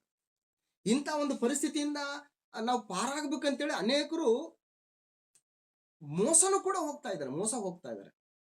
ಇಂಥ ಪರಿಸ್ಥಿತಿಯಲ್ಲಿ ಇರ್ತಕ್ಕಂತಹ ಕೆಲವು ಪಟ್ಟಭದ್ರ ಹಿತಾಸಕ್ತಿಗಳು ಏನ್ ಮಾಡ್ತಾ ಇದ್ದಾವೆ ಅಂತಂದ್ರೆ, ಇಂಥವ್ರನ್ನ ಎನ್ಕ್ಯಾಶ್ ಮಾಡ್ಕೊಳ್ಳೋದಕ್ಕೋಸ್ಕರ ಇವ್ರನ್ನ ಮೋಸಗೊಳಿಸ್ತಾರೆ. ನಿಮ್ಮ ಪರಿಸ್ಥಿತಿ ಸುಧಾರಿಸುತ್ತೆ, ನಿಮ್ಮ ಪರಿಸ್ಥಿತಿಯಿಂದ, ನಿಮ್ಮ ಒಂದು ಕೆಟ್ಟ ಪರಿಸ್ಥಿತಿಯಿಂದ, ನಿಮ್ಮ ಈ ಸಮಸ್ಯೆಗಳಿಂದ ನೀವು ಪಾರಾಗ್ಬೇಕಂತಂದ್ರೆ ಇಂತಿಂತಿದ್ದನ್ನ ಮಾಡಬೇಕು, ಈಗ ಮಾಡಬೇಕು, ಇದಕ್ಕೆ ಇಷ್ಟಿಷ್ಟು ಖರ್ಚಾಗತ್ತೆ, ಇಷ್ಟಿಷ್ಟು ನೀವು ವ್ಯಯ ಮಾಡ್ಬೇಕಾಗತ್ತೆ ಅನ್ನುವಂತಹ ತಮ್ಮ ಸ್ವಾರ್ಥಕ್ಕೋಸ್ಕರ ಇಂತಹ ಸ್ಥಿತಿಯಲ್ಲಿ ಇರ್ತಕ್ಕಂಥವ್ರನ್ನ ಬಳಸ್ಕೊಂಡು ತಾವು ತಮ್ಮ ಕೋರಿಕೆಗಳನ್ನು ನೆರವೇರಿಸಿಕೊಂಡಂತವರು ಕೂಡ ಇದ್ದಾರೆ ಅನ್ನುವಂಥದ್ರಲ್ಲಿ ಯಾವುದೇ ಸಂಶಯ ಇಲ್ಲ. ಹಾಗಾಗಿ ದೇವರ ಆಜ್ಞೆಗಳು ಮನುಷ್ಯನ ಜೀವಿತಕ್ಕೆ ಬಹಳ ಬಹಳ ಮುಖ್ಯವಾದಂಥವುಗಳು ಪ್ರಿಯರೇ. ಅದರಲ್ಲೂ ವಿಶೇಷವಾಗಿ ಕ್ರಿಸ್ತನಲ್ಲಿ ಸೇರುವುದಕ್ಕೆ ದೀಕ್ಷಾ ಸ್ನಾನ ಮಾಡಿಸಿಕೊಂಡಿರ್ತಕ್ಕಂಥ ಪ್ರತಿಯೊಬ್ಬ ಕ್ರೈಸ್ತನು ಕೂಡ ಪ್ರತಿ ಕ್ಷಣದಲ್ಲಿ, ಪ್ರತಿ ಹಂತದಲ್ಲಿ ದೇವರ ಮೇಲೇನೇ ಆಧಾರವಾಗಿ, ದೇವರನ್ನು ಬಿಟ್ರೆ ಆತನ ಕೈಯಲ್ಲಿ ಬದುಕಕ್ಕಾಗಲ್ಲ. ಅದಕ್ಕೆ ದಾವೀದನು ಎಷ್ಟೋ ಸಂದರ್ಭದಲ್ಲಿ ಕೀರ್ತನೆಗಳ ಗ್ರಂಥ 119ನೇ ಕೀರ್ತನೆ ಇಡೀ ಅಧ್ಯಾಯ ದೇವರ ವಾಕ್ಯದ ಶ್ರೇಷ್ಠತೆಯನ್ನು ಹೇಳ್ತಾನೆ, ದೇವರ ಧರ್ಮೋಪದೇಶದ ಶ್ರೇಷ್ಠತೆಯನ್ನು ಹೇಳ್ತಾನೆ. ನಿನ್ನ ವಾಕ್ಯವು ನನ್ನ ಕಾಲಿಗೆ ದೀಪ, ನನ್ನ ದಾರಿಗೆ ಬೆಳಕಾಗಿದೆ. ನೀನು ಕೊಟ್ಟಂತ ಪರಿಶುದ್ಧಾತ್ಮ ನನ್ನಿಂದ ತೆಗಿಬೇಡ ಅಂತ ಹೇಳ್ತಾನೆ ದಾವೀದ. ಸೊ ಹಾಗಾಗಿ ಪ್ರಿಯರೇ, ಪ್ರತಿಯೊಬ್ಬರೂ ಕೂಡ ದೇವ್ರ ಮೇಲೆ ಡಿಪೆಂಡ್ ಆಗಲೇ ಬದುಕಬೇಕು. ನಾವು ಡಿಪೆಂಡ್ ಆಗೇ ಬದುಕಬೇಕು. ನಮ್ಮ ಕೈಲಿ ಏನೂ ಮಾಡೋಕ್ಕಾಗಲ್ಲ. ನಮ್ಮ ಕೈಲಿ ಏನು, ಇನ್ನು ಬದುಕಿದ್ರು ನಾವು ಕ್ರಿಸ್ತನಿಗೋಸ್ಕರ, ಸತ್ತರು ನಾವು ಕ್ರಿಸ್ತನಿಗೋಸ್ಕರ ಅಂತ ಡಿಸೈಡ್ ಮಾಡ್ಕೊಂಡು ಬಂದಂತವ್ರು ನಾವು. ಸೊ ಇನ್ನು ನಮ್ಮ ಮೇಲೆ ನಾವು ಭರವಸೆ ಇಟ್ಟು ಬದುಕುವಂಥದ್ದು ಅದು ಕ್ರಿಸ್ತಿಯ ಬದುಕಲ್ಲ ಅದು. ಅದಕ್ಕೆ ದೇವರು ನಮ್ಮನ್ನ, ಯೇಸು ಕ್ರಿಸ್ತನಲ್ಲಿ ನಮ್ಮನ್ನು ಕರೆದಿದ್ದಾನೆ. ಕರೆದಾತನು ನಂಬಿಗಸ್ತನು ಎಂಬುದಕ್ಕೆ ಒಂದು ಘಟನೆಯನ್ನ ಈ ಸಂದರ್ಭದಲ್ಲಿ ನಾವು ನೆನಪಿಸ್ಕೊಳ್ಬೇಕಂದ್ರೆ, ಅಬ್ರಹಾಮನಿಗೆ ದೇವರು ವಾಗ್ದಾನ ಮಾಡಿದ್ದಾನೆ. ಅಬ್ರಹಾಮನಿಗೆ ದೇವರು ವಾಗ್ದಾನ ಮಾಡಿದಂತ ಸಂದರ್ಭದಲ್ಲಿ ಆ ವಾಗ್ದಾನವನ್ನ ಆತನ ಸಂತತಿಯವರಾಗಿರ್ತಕ್ಕಂತಹ ಈಸಾಕನ ಸಂತತಿಯಾಗಿರ್ತಕ್ಕಂಥ ಯಾಕೋಬನಿಗೂ ಕೂಡ ಏನ್ ಮಾಡ್ತಾನೆ, ಅದನ್ನ ಹಾಗೇ ಮುಂದುವರ್ಸ್ಕೊಂಡು ಬರ್ತಾ ಇದ್ದಾನೆ. ಅಬ್ರಹಾಮ ಸತ್ತೋದ ಮೇಲೆ ಆತನ ಅದನ್ನ ಕೈ ಬಿಡಬಹುದಾಗಿತ್ತು. ಅಬ್ರಹಾಮ ಸತ್ತೋಗಿದ್ದಾನಲ್ಲ ಬಿಡು, ನಾನು ಆತನಿಗೆ ತಾನೇ ವಾಗ್ದಾನ ಮಾಡಿದ್ದು, ಆತ ಇಲ್ಲಲ್ಲ ಬಿಟ್ಬಿಡು ಅಂತೇಳಿ ಬಿಡಲ್ಲ ದೇವರು. ಆ ಸಂತತಿಗೆ ತಾನು ವಾಗ್ದಾನ ಮಾಡಿದಂತ ವಾಗ್ದಾನವನ್ನ ಆತನ ನೆರವೇರಿಸುವುದಕ್ಕೆ ಆತನ ಸಮರ್ಥನಾಗಿದ್ದಾನೆ. ಮನುಷ್ಯರು ಸತ್ರು ಕೂಡ, ಮನುಷ್ಯರು ಇಲ್ಲವಾದರೂ ಕೂಡ, ಮನುಷ್ಯರು ಎಷ್ಟೇ ತನಗೆ ವಿರುದ್ಧವಾಗಿ ನಡೆದರೂ ಕೂಡ ತಾನು ಮಾಡಿದಂತ ವಾಗ್ದಾನಕ್ಕೆ ಹಿಂದೆಗೆಯಲಾರದಂತಹ ಆಲೋಚನೆ ಕರ್ತನಾತ. ಹಾಗಾಗಿ ನಾವು ದೇವರ ಮೇಲೆ ಡಿಪೆಂಡ್ ಆಗ್ಬೇಕು. ಹಾಗಾಗಿ ಸೌಲನ ಜೀವನ ಚರಿತ್ರೆ, ಆತನ ಮಾಡಿದಂತ ತಪ್ಪುಗಳು, ಮೊದಲನೇದಾಗಿ ದೇವರ ಆಜ್ಞೆಯನ್ನು ಉಲ್ಲಂಘಿಸಿದ್ದು, ಬಲಿ ಅರ್ಪಿಸಿದ್ದು. ಎರಡನೇದ್ದು, ಅಮಾಲೇಕ್ಯರನ್ನ ನೀನು ಸಂಪೂರ್ಣವಾಗಿ ಹಾಳು ಮಾಡು ಅಂತ ಹೇಳಿದ್ರೆ ತನ್ನ ಆಲೋಚನೆಯನ್ನು ಬಳಸ್ಕೊಂಡು ಆಜ್ಞೆಯನ್ನು ಉಲ್ಲಂಘಿಸಿದ್ದು. ಆಮೇಲೆ ತನಗೆ ಮೇಲನ್ನ ಮಾಡಿದಂತಹ ದಾವೀದನನ್ನ ಸಾಯಿಸುವುದಕ್ಕೆ ಆತನು ಮುಂದಾಗಿದ್ದು. ಆಮೇಲೆ ಕಣಿ ಹೇಳುವವರ ಹತ್ರ ಹೋಗಿ ಅಲ್ಲಿ ವಿಚಾರಿಸಿದ್ದು, ಅದು ಒಂದು ತಪ್ಪು ಪ್ರೇರಣೆ. ಸೊ ಈ ರೀತಿಯಾದಂಥ ತಪ್ಪನ್ನ ಅರಸನಾದಂಥ ಸೌಲನು ಮಾಡಿ ಆತನ ಒಂದು ಸಂತತಿ ಹೆಂಗಾಗುತ್ತೆ ಅಂತಂದ್ರೆ, ಆತನ ಪ್ರಿಯ ಮಕ್ಕಳು ಯಾರು ಅಂತಂದ್ರೆ ಅಭಿನಾದಾಬ, ಯೋನಾತಾನ, ಇವರು ಮಲ್ಕಿಶಿವ, ಇವರು ಕೂಡ ಹತರಾಗ್ತಾರೆ. ಆಮೇಲೆ ಸೌಲನ ಮೊಮ್ಮಗನಾಗಿರುವಂತಹ ಮೆಫಿಬೋಶತ್ತು ಕೂಡ ಒಂದು ದುರ್ಘಟನೆಯಲ್ಲಿ ಚಿಕ್ಕವನಿದ್ದಾಗ್ಲೇನೆ ಕಾಲನ್ನ ಕಳೆದುಕೊಂಡು ಕುಂಟನಾಗಿ ದಿಕ್ಕು ದೆಸೆ ಇಲ್ದೇನೆ ಯಾರೋ ಒಬ್ಬ ಸೇವಕನ ಮನೆಯಲ್ಲಿ ತನ್ನ ಬದುಕನ್ನ ಕಳೀತಾ ಇರ್ತಾನೆ. ಸೊ ಹಾಗಾಗಿ ನಾವು ಆಲೋಚನೆ ಮಾಡ್ಬೇಕು, ಇವತ್ತು ನಾವುಗಳು ದೇವರ ಆಜ್ಞೆಗಳ ಪ್ರಕಾರ ಜೀವಿತಗಳನ್ನು ಜೀವಿಸ್ಕೊಂಡೋದ್ರೆ ಅದು ನಮಗೆ ಮಾತ್ರ ನಿಲ್ಲಲ್ಲ, ಅಲ್ಲೇ ನಿಂತ್ಕೊಳ್ಳಲ್ಲ. ಅದು ನಮ್ಮ ನೆಕ್ಸ್ಟ್ ತಲೆಮಾರಿಗೂ ಕೂಡ ಅದು ಕಂಟಿನ್ಯೂ ಆಗುತ್ತೆ ಅಂತ ಹೇಳ್ತಾರೆ. ಸೊ ಹಾಗಾಗಿ ಸೌಲನು ಮಾಡಿದಂತ ತಪ್ಪುಗಳು, ಆ ತಪ್ಪುಗಳಿಂದ ನಾವೇನ್ ಪಾಠ ಕಲಿತೀವಿ ಅಂತಕ್ಕಂಥದ್ದು ಸೌಲನ ಜೀವನ ಚರಿತ್ರೆ. ನೈಸ್. ಇನ್ನು ನೆಕ್ಸ್ಟ್ ದಾವೀದನ ಜೀವನ ಚರಿತ್ರೆಗೆ ಬಂದ್வோಣ. ಒಂದು ಸ್ವಲ್ಪ ಹೊತ್ತು ದಾವೀದನ ಜೀವನ ಚರಿತ್ರೆ ನೋಡ್ಕೊಂಡು ಈ ಒಂದು ಸತ್ಯವೇದ ಅಧ್ಯಯನ ಭಾಗನ ಮುಗಿಸ್ಕೊಂಡು, ದಾವೀದನು ಕೂಡ ಆತನ ಬಗ್ಗೆ ಗ್ರಂಥ ಏನ್ ಹೇಳ್ತದೆ ಅನ್ನೋದನ್ನ ಒಂದ್ಸರಿ ಗಮನಿಸೋಣ. ದಾವೀದನು ದೇವರ ಚಿತ್ತಾನುಸಾರನು ಅಂತ ಹೇಳ್ತಾನೆ. ದಾವೀದನು ದೇವರಿಗೆ ಒಪ್ಪುವ ಮನುಷ್ಯನು ಅಂತ ಹೇಳ್ತಾನೆ. ಸೊ ಇದು ಒಂದು ಬಿರುದು ಇದೆಯಲ್ಲ, ಇದು ಬಿರುದು ಯಾವುದೇ ಒಬ್ಬ ಒಂದು ಸರ್ಕಾರ ಆಗ್ಲಿ, ಒಂದು ದೇಶ ಆಗ್ಲಿ, ಒಂದು ಪ್ರಪಂಚದ ಒಂದು ಯಾವುದೋ ಒಂದು ಪ್ರತಿಷ್ಠಿತ ಒಂದು ಸಂಸ್ಥೆ ಆಗ್ಲಿ ಒಬ್ಬ ಮನುಷ್ಯನಿಗೆ ಕೊಡುವಂಥದ್ದು ಅಲ್ಲ ಪ್ರೇರಣೆ. ಸಾಕ್ಷಾತ್ ದೇವರೇ ಏನ್ ಮಾಡ್ತಾ ಇದ್ದಾನೆ ಅಂತಂದ್ರೆ, ನನ್ನ ಚಿತ್ತಾನುಸಾರನು ಅಂತ ಹೇಳ್ತಾ ಇದ್ದಾನೆ. ಸೊ ಎಂತ ಭಾಗ್ಯ ಇದು ದಾವೀದನ ಜೀವನ ಚರಿತ್ರೆ. ಸೊ ಒಂದಿಲ್ಲಿ ಮೈನಸ್ ಆದ್ರೆ ಇಲ್ಲೊಂದು ಪ್ಲಸ್ ಯಾವ ರೀತಿ ಇದೆ ಅಂತ ಹೇಳ್ಬಿಟ್ಟು ನಾವು ಗಮನಿಸೋಣ. 1 ಸಮುವೇಲ ಗ್ರಂಥ 13ನೇ ಅಧ್ಯಾಯದಲ್ಲಿ ಒಂದನೇ ಸಮುವೇಲ ಗ್ರಂಥ 13ನೇ ಅಧ್ಯಾಯ. ಒಂದನೇ ಸಮುವೇಲ ಗ್ರಂಥ 13ನೇ ಅಧ್ಯಾಯ 14ನೇ ವಚನದಲ್ಲಿ ವಿಷಯವನ್ನು ಗಮನಿಸೋಣ. ಇಲ್ಲಿ 13ನೇ ಅಧ್ಯಾಯದಲ್ಲಿ ಸೌಲನು ಸರ್ವಾಂಗ ಹೋಮಗಳನ್ನ ಸಮರ್ಪಿಸೋದಕ್ಕೆ ಮುಂದಾದಂಥ ಸಂದರ್ಭದಲ್ಲಿ ಸಮುವೇಲನ ಮೂಲಕ ದೇವರು ಹೇಳುವಂತ ಮಾತುಗಳನ್ನ ಈ ಭಾಗದಲ್ಲಿ ಗಮನಿಸ್ತಾ ಇದ್ದೀವಿ. ಒಂದನೇ ಸಮುವೇಲ ಗ್ರಂಥ 13ನೇ ಅಧ್ಯಾಯ 14ನೇ ವಚನ. ಈಗಲಾದರೂ ನಿನ್ನ ಅರಸುತನವು ನಿಲ್ಲುವುದಿಲ್ಲ. ಸೌಲನ್ಗೆ ಹೇಳ್ತಾ ಇದ್ದಾನೆ, ನಿನ್ನ ಅರಸುತನವು ನಿಲ್ಲುವುದಿಲ್ಲ. ನೀನು ಯೆಹೋವನ ಆಜ್ಞೆಯನ್ನು ಕೈಕೊಳ್ಳದೆ ಹೋದದ್ರಿಂದ ಆತನು ತನಗೆ ಒಪ್ಪುವ, ಆತನು ಅಂದ್ರೆ ಯಾರು? ಪರಮ ತಂದೆ, ಪರಲೋಕದ ದೇವರು, ಯೆಹೋವ ದೇವರು ತನಗೆ ಒಪ್ಪುವ ಬೇರೊಬ್ಬ ಪುರುಷನನ್ನು ತನ್ನ ಪ್ರಜೆಯ ಮೇಲೆ ಪ್ರಭುವಾಗಿ ನೇಮಿಸಿದ್ದಾನೆ. ಆಲ್ರೆಡಿ ನೇಮಿಸ್ಬಿಟ್ಟಿದ್ದಾನೆ. ದೇವರ ಆಲೋಚನೆಯಲ್ಲಿ ಆಲ್ರೆಡಿ ದಾವೀದನು ಅರಸನಾಗ್ಬಿಟ್ಟಿದ್ದಾನೆ. ಅಧಿಕೃತವಾಗಿ ತಾನು ಅರಸನಾಗಬೇಕು. ಆ ಪ್ರಾಸೆಸ್ ನಡೀತದೆ ಮುಂದೆ. ಸೊ ಅದಕ್ಕೆ ಇಲ್ಲಿ ನಾವು ಒತ್ತಿ ಹೇಳೋದು ಏನಂತಂದ್ರೆ, ದಾವೀದನು ದೇವರ ದೃಷ್ಟಿಯಲ್ಲಿ ಹೇಗಿದ್ದಾನಂತಂದ್ರೆ, ದಾವೀದನು ದೇವರಿಗೆ ಒಪ್ಪುವ ಮನುಷ್ಯನು. ದೇವರ ಹೃದಯಾನುಸಾರ. ಇಂಗ್ಲಿಷ್ ಅಲ್ಲಿ ಏನಿದೆ? 14ನೇ ವಚನಮ್ಮ. ಇಂಗ್ಲಿಷ್ ಅಲ್ಲಿ ಏನಿದೆ? A man after his own heart. His own heart. A man of his own heart ಅಂತ. ಎಂತ ಮಾತ್ರ ಇದು? His own heart ಅಂತ ಅಂದ್ರೆ ದೇವರ ಸ್ವಂತ ಹೃದಯಾನುಸಾರ ಅಂತ ಹೇಳ್ತಾನೆ. ದೇವರು ತನ್ನ ಹೃದಯದಲ್ಲಿ ಏನು ಯೋಚನೆ ಮಾಡ್ಕೊಂಡಿದ್ದಾನೋ ಅದನ್ನೇ ನೆರವೇರಿಸ್ತಾ ಇದ್ದಾನೆ ದಾವೀದ. ಎಂತ ಒಂದು ಒಳ್ಳೆ ಹಾರ್ಟ್ ಇದು, ಎಂತ ಒಳ್ಳೆ ಹಾರ್ಟ್. ಆ ಫಿಲಿಸ್ಟಿಯರ ಕಡೆಯಿಂದ ಗೊಲ್ಯಾತನು ಬಂದಿರ್ತಾನಲ್ಲ ಯುದ್ಧಕ್ಕೆ. ಆ ಬಂದಂತ ಸಂದರ್ಭದಲ್ಲಿ ಅರಸನಾದಂತ ಸೌಲ ಅಂತಾನೆ, ಮತ್ತೆ ದಾವೀದನ ಅಣ್ಣಂದ್ರಂತಾರೆ, ನಿನಗೆ ಯಾಕೆ ಈ ಕೆಲಸ ಇಲ್ಲ? ಹೋಗ್ಬಿಟ್ಟು ಇರೋ 4 ಕುರಿಗಳನ್ನ ಆರಾಮ ಕಾಡಲ್ಲಿ ಕಾಯ್ಕೊಂಡಿರೋದು ಬಿಟ್ಟು ಇದಕ್ಕೆ ಯಾಕೋ ನಿನಗೆಲ್ಲ ಉಸ್ತುವಾರಿ ಅಲ್ಲ, ಹೋಗೋ ನೀನು ಮೊದಲು ಕುರಿ ಕಾಯ್ಕೊಂಡಿರೋ ಹೋಗೋ ಅಂತ ಹೇಳ್ಬಿಟ್ಟು ದಾವೀದನಿಗೆ ಬೈದು ಕಳಿಸ್ತಾ ಇರ್ತಾರೆ. ಆ ಸಂದರ್ಭದಲ್ಲಿ ದಾವೀದನ್ ಏನಂತಾರೆ, ಅಣ್ಣ ಹಂಗೆಲ್ಲ ಅನ್ಬೇಡಣ್ಣ, ನೀನು ಕಾಡಲ್ಲಿ ಕುರಿಗಳನ್ನ ಯಾವುದೋ ಒಂದು ತೋಳ ಆಗ್ಲಿ ಅಥವಾ ಸಿಂಹ ಆಗ್ಲಿ ಕರಡಿ ಆಗ್ಲಿ ಬಂದು ಆ ಕುರಿಮರಿಯನ್ನು ಎತ್ಕೊಂಡು ಹೋಗ್ತಾ ಇದ್ರೆ, ಹೋಗ್ಲಿ ಬಿಡಪ್ಪ, ನನ್ನ ಜೀವ ಉಳಿದ್ರೆ ಸಾಕು, ಇನ್ನು ಇಷ್ಟೊಂದು ಕುರಿಗಳಿದಾವೆ ಅಂತೇಳಿ ಹೇಡಿಯಾಗಿ ನಾನು ಬದುಕಲಿಲ್ಲಣ್ಣ. ನಾನು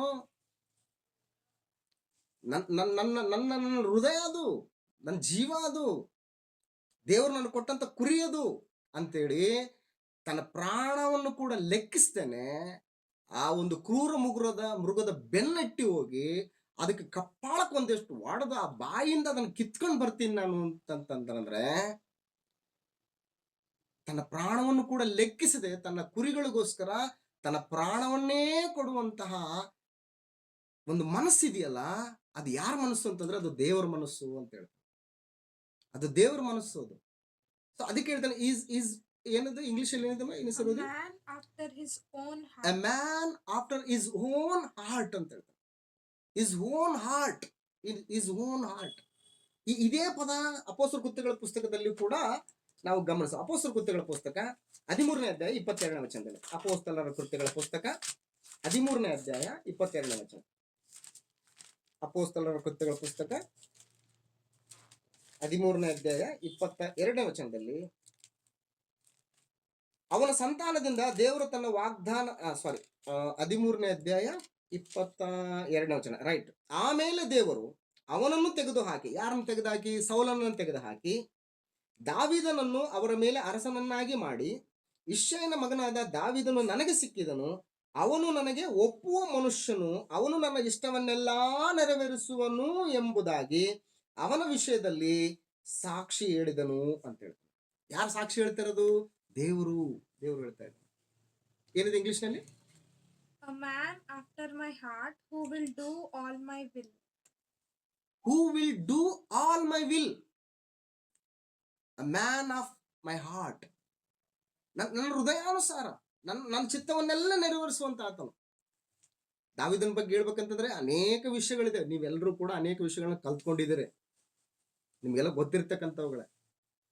ಅವೆಲ್ಲವನ್ನು ಕೂಡ ನಾವು ಮತ್ತೊಂದಿಷ್ಟು ಪುನರಾವರ್ತನೆ ಮಾಡ್ಕೋಬೇಕಾಗತ್ತೆ. ನಮ್ಮ ಬದುಕುಗಳಿಗೆ ನಾವು ಒಂದಿಷ್ಟು ಬೂಸ್ಟ್ ಕೊಡ್ಕೋಬೇಕು ಅಂತಂದ್ರೆ, ಒಂದು ಪರಿಶುದ್ಧ ಜೀವಿತವನ್ನ ಒಂದಿಷ್ಟು ಉತ್ತೇಜನಕರವಾದಂತ ರೀತಿಯಲ್ಲಿ ಮುಂದುವರ್ಸ್ಕೊಂಡು ಹೋಗ್ಬೇಕಂತಂದ್ರೆ ಇವೆಲ್ಲ ನಮ್ಗೆ ಬಹಳ ಇಂಪಾರ್ಟೆಂಟ್.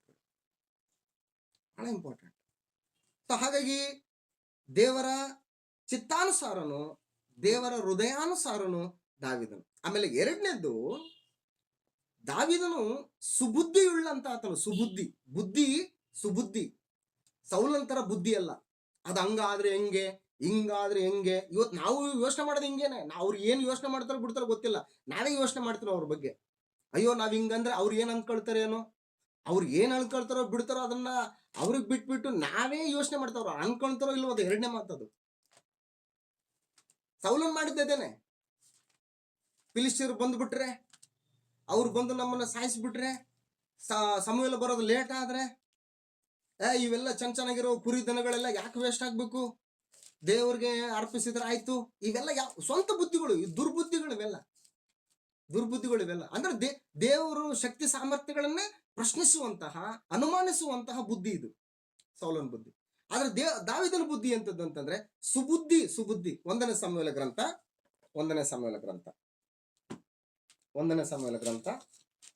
18ನೇ ಅಧ್ಯಾಯ 5ನೇ ವಚನದಲ್ಲಿ, ದಾವೀದನಾದರೂ ಸೌಲನು ಎಲ್ಲಿಗೆ ಕಳುಹಿಸಿದರೂ ಹೋಗಿ ಎಲ್ಲವನ್ನ ವಿವೇಕದಿಂದ ನಡೆಸುತ್ತಿದ್ದನು ಅಂತ ಹೇಳ್ತಾನೆ. ಇಂಗ್ಲಿಷ್ ನಲ್ಲಿ ಏನಿದೆಪ್ಪ ಅದು? ವಾಯ್ಸ್ಲಿ ಅಂತಿದೆ. ವಾಯ್ಸ್ಲಿ, ವಿವೇಕದಿಂದ. ದೇವರು ಮನುಷ್ಯನಿಗೆ ವಿವೇಕ ಕೊಟ್ಟಿದ್ದಾನೆ. ವಿವೇಕ ಅಂದ್ರೆ ಏನಂತಂದ್ರೆ ಇದು ಯಾವುದು ಸರಿ ಯಾವುದು ತಪ್ಪು ಅನ್ನುವಂತ ಒಂದು ವಿವೇಕ ಇದೆ. ಪಶುಗಳಿಗೆ ವಿವೇಕ ಇಲ್ಲ. ಸೊ ದೇವರು ಮನುಷ್ಯನಿಗೆ ವಿವೇಕ ಕೊಟ್ಟಿದ್ದಾನೆ. ಏನಂತಂದ್ರೆ, ದಾವೀದನಾದರೂ ಸೌಲನು ಎಲ್ಲಿಗೆ ಕಳಿಸಿದರೂ ಹೋಗಿ ಎಲ್ಲವನ್ನು ವಿವೇಕದಿಂದ ನಡೆಸುತ್ತಿದ್ದನು. ವಿವೇಕದಿಂದ ನಡೆಸ್ತಾ ಇದ್ದ ಅಂತ ಹೇಳ್ತಾನೆ.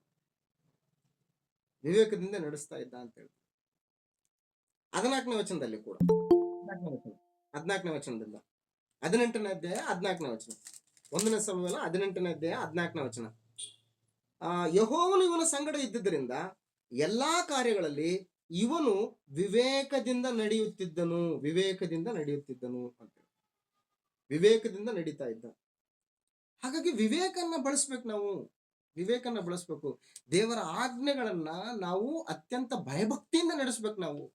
ಹೌದು, ಇವುಗಳನ್ನ ನಡೆಸಿದ್ರೆ ನಾವು ಭೂಮಿ ಮೇಲೆ ಬಹುಕಾಲ ಬದುಕ್ತೀವಿ. ನಾವು ದೇವರಿಂದ ಸುಖ ಸಂತೋಷವನ್ನುಂಟು ಮಾಡುವಂತಹ ಸಮಾಧಾನದ ದಿನಗಳನ್ನ ನಾವು ಹೊಂದುತ್ತೀವಿ ನಮ್ಮ ಬದುಕಿನಲ್ಲಿ ಅನ್ನುವಂತಹ ವಿವೇಕದಿಂದ ಬದುಕ್ಬೇಕು ನಾವು.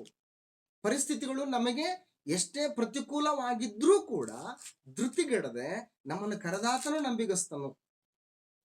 ಸ್ವಂತ ಮಗನನ್ನೇ ಉಳಿಸಿಕೊಳ್ಳದೆ ಸರ್ವವನ್ನೂ ನಮಗೆ ಕೊಟ್ಟಂತಹ ದೇವರಿಗೆ ಸೊ ನಮಗೆ ಈ ರೀತಿ ಪರಿಸ್ಥಿತಿಗಳು ಉಂಟಾಗುವಾಗ ನಮ್ಮನ್ನು ಕೈ ಬಿಡ್ತಾನ ಅನ್ನುವಂಥ ಅಚಲವಾದಂತ ನಂಬಿಕೆ, ವಿವೇಕ ಇರಬೇಕು ಅಂತ ಹೇಳ್ತಾರೆ. ನೆಕ್ಸ್ಟ್ ಮುಂದುವರೆದ ಭಾಗದಲ್ಲಿ ಆಮೇಲೆ ದಾವೀದನ ಒಂದು ಸ್ವಭಾವ, ಇಟ್ ಇಸ್ ವಂಡರ್ಫುಲ್. ದಾವೀದನ ಸ್ವಭಾವ ಗುಣ ಎಂಥದ್ದು ಅಂತಂದ್ರೆ ವೈರಿಗಳನ್ನು ಕೂಡ ಪ್ರೀತಿಸುವಂತ ಗುಣ ಇದು. ವೈರಿಗಳಿಗೂ ಕೂಡ ಉಪಕಾರವನ್ನ ಮಾಡುವಂತಹ ಒಂದು ಬುದ್ಧಿ, ಮನಸ್ಸು ದಾವೀದನದು. ಇವತ್ತು ನಾವು ಇದರಿಂದ ದೊಡ್ಡ ಪಾಠ ಕಲಿಬೇಕಾಗಿದೆ. ಇವತ್ತು ನಾವು ದೇವರು ತನ್ನ ಮಗನಾದಂತ ಯೇಸು ಕ್ರಿಸ್ತನಲ್ಲಿ ನಮ್ಮನ್ನ ತನ್ನ ಮಕ್ಕಳನ್ನಾಗಿ ಅಂಗೀಕರಿಸಿಕೊಂಡಿದ್ದಾನೆ. ಆತನ ಮಗನ ರಕ್ತದಲ್ಲಿ ನಮ್ಮನ್ನ ಪರಿಶುದ್ಧಗೊಳಿಸಿ ನಮ್ಮನ್ನ ಪರಿಶುದ್ಧರು, ನಮ್ಮನ್ನ ನೀತಿವಂತರು ಎಂಬುದಾಗಿ ನಿರ್ಣಯ ಮಾಡಿದ್ದಾನೆ. ನಿನ್ನಂತೆ ನಿನ್ನ ಸಹೋದರನನ್ನ ಪ್ರೀತಿಸು ಎಂಬಂತಹ ಅತಿ ಶ್ರೇಷ್ಠವಾದಂತಹ ಆಜ್ಞೆಯನ್ನು ಇವತ್ತು ನಮಗೆ ಕೊಟ್ಟಿದ್ದಾನೆ. ಇವತ್ತು ನಾವು ಒಂದ್ ಸ್ವಲ್ಪ ಆಲೋಚನೆ ಮಾಡೋಣ, ನನ್ನ ಸಹೋದರನನ್ನ ನಾನು ಎಷ್ಟರ ಮಟ್ಟಿಗೆ ಪ್ರೀತಿಸ್ತಾ ಇದ್ದೀನಿ ನಾನು ಅಂತ. ಯಾವ್ದೋ ಸಹೋದರ ಒಬ್ರು ಏನೋ, ಈಗ ನಾವು ಮನುಷ್ಯರಿದ್ದೀವಿ, ನಾವು ಯಾರು ಕೂಡ 100% ಅಲ್ಲ.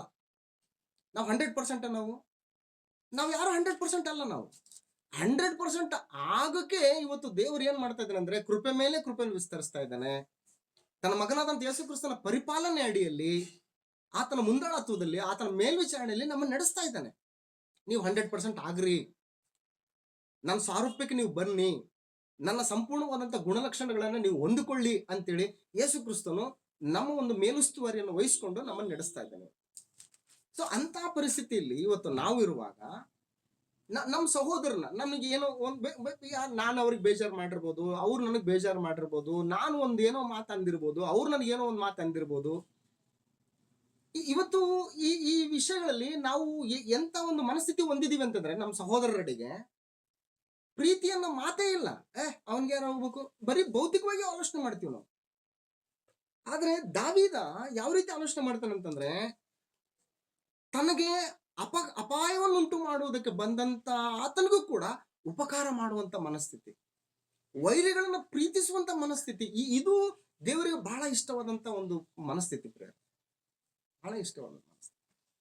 ಈಗಾಗಲೇ ನಾವು ಗಮನಿಸಿದಾಗ ಸೌಲ ಒಂದ್ಸಾರಿ ಎಂಗೆದೆಯ ಗುಹೆಯಲ್ಲಿ ಒಂದು ಮಲ ವಿಸರ್ಜನೆಗೆ ಅಥವಾ ಮೂತ್ರ ವಿಸರ್ಜನೆಗೆ ಹೋದಂತ ಸಂದರ್ಭದಲ್ಲಿ ದಾವೀದನು ತನ್ನ ಜೊತೆಗಿರ್ತಕ್ಕಂತಹ ಸೇವಕರ ಒಂದು ಒಪಿನಿಯನ್, ಅವರ ಒಂದು ಸಲಹೆ ಮೇರೆಗೆ ಎಂಗೆದೆ ಗುಹೆಯೊಳಗೆ ಸೌಲ ಬರ್ತಾನೆಲ್ಗೆ ಬಂದ್ ಸಿಕ್ಕಾಗ ನೀನು ಆತನ್ನ ಸಾಯಿಸ್ಬಿಡು ಅಂತ ಹೇಳ್ಬಿಟ್ಟು ಒತ್ತಾಯ ಮಾಡಿ ದಾವಿದನನ್ನ ಎಂಗೆದೆ ಗುಹೆಯೊಳಗೆ ಮೊದಲೇ ಕಳಿಸ್ಬಿಟ್ರಿ.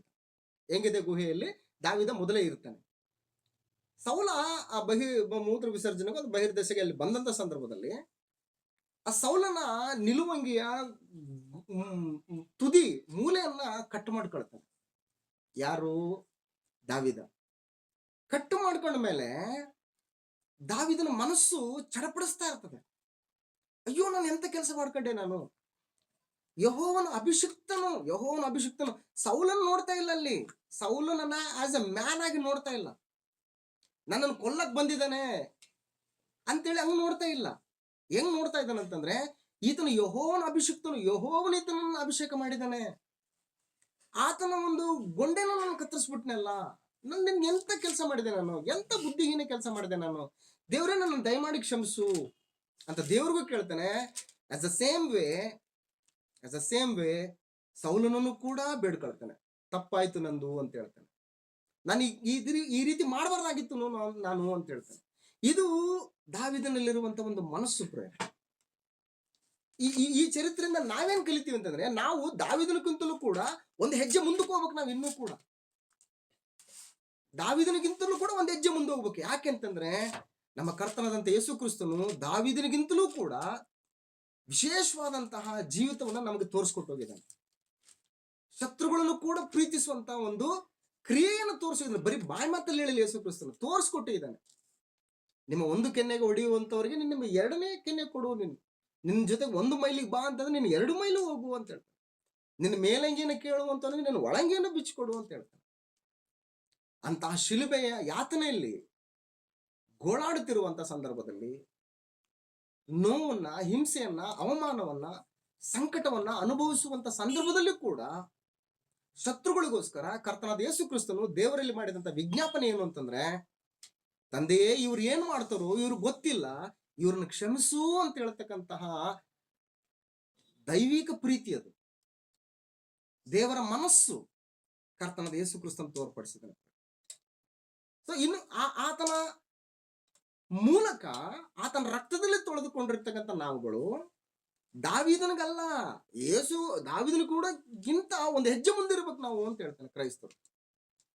ಇದು ದಾವಿದನಲ್ಲಿರುವಂತ ಒಂದು ವಿಶೇಷ ಪ್ರೇರಣೆ. ನೆಕ್ಸ್ಟ್ ಮುಂದಕ್ಕೆ ಹೋಗಿದ್ರೆ, ತನ್ನ ಪ್ರಾಣವನ್ನು ಕೂಡ ತೆಗೆಯುವುದಕ್ಕೆ ಬಂದಂತಹ ಸೌಲನಿಗೂ ಕೂಡ ಆತನು ಕ್ಷಮಿಸಿದ್ದನ್ನ ನಾವು ಸಂದರ್ಭದಲ್ಲಿ ಗಮನಿಸ್ತೇವೆ. ಆಮೇಲೆ ನೀತಿ ನ್ಯಾಯಗಳಿಂದ ದಾವಿದನು ಪರಿಪಾಲನೆಯನ್ನ ನಡೆಸಿದ್ದನ್ನ ನಾವು ಗಮನಿಸ್ತೇವೆ. ನೀತಿ ನ್ಯಾಯಗಳಿಂದ ದಾವಿದನು ಪರಿಪಾಲನೆ ಮಾಡ್ತಾನೆ. ಆದ್ರೆ ಆ ಪರಿಪಾಲನೆಯಲ್ಲಿ ಒಂದು ಸಾರಿ ದಾವಿದ ಎಡುತ್ತಾನೆ. ಇದನ್ನ ನೋಡಿ ಮುಗಿಸ್ಬಿಟ್ಟಣ. ದಾವಿದನು ಒಳ್ಳೆಯವುಗಳು ತುಂಬಾ ಇದಾವೆ. ದಾವಿದಂದು ಒಂದೇ ಒಂದು ಎಡವಿದ್ದು ನಿಮ್ಗೆಲ್ಲ ಗೊತ್ತಿರ್ಬೋದು. ಎಡವಿದನ್ ಅಂತಂದ್ರೆ ಏನು? ಬೆತ್ಸೆಬಳ ಜೊತೆಗೆ ವ್ಯಭಿಚಾರ ಮಾಡಿದ್ದು ಅಂತ, ಊರಿಯನ್ನ ಕೊಲಿಸಿದ್ದು, ಇದಂತ ಯೋಚನೆ ಮಾಡ್ಬೋದು. ಎಸ್, ಇವೆಲ್ಲ ಗೊತ್ತಿದೆ, ಇದು ಮಾಡಿದ ತಪ್ಪೆ. ಆದ್ರೆ ಇನ್ನೊಂದು ಆತನು ತಪ್ಪು ಮಾಡ್ತಾನೆ. ಇನ್ನೊಂದು ಏನ್ ತಪ್ಪು ಮಾಡ್ತಾನಂತಂದ್ರೆ, ದೇವರು ತನ್ನ ಪ್ರಜೆಗಳಾದಂತಹ ಇಸ್ರಾಯೇಲ್ಯರಿಗೆ ಒಂದು ಕಟ್ಟಳೆಯನ್ನು ಕೊಡ್ತಾನೆ. ನಾನು ಈ ಇಸ್ರಾಯೇಲರ ಚರಿತ್ರೆ ಸ್ಟಾರ್ಟ್ ಮಾಡೋಕ್ಕಿಂತ ಮುಂಚೆನೇ ಆ ಅಧ್ಯಾಯ ಹೇಳಿದ್ದೆ ನಾನು.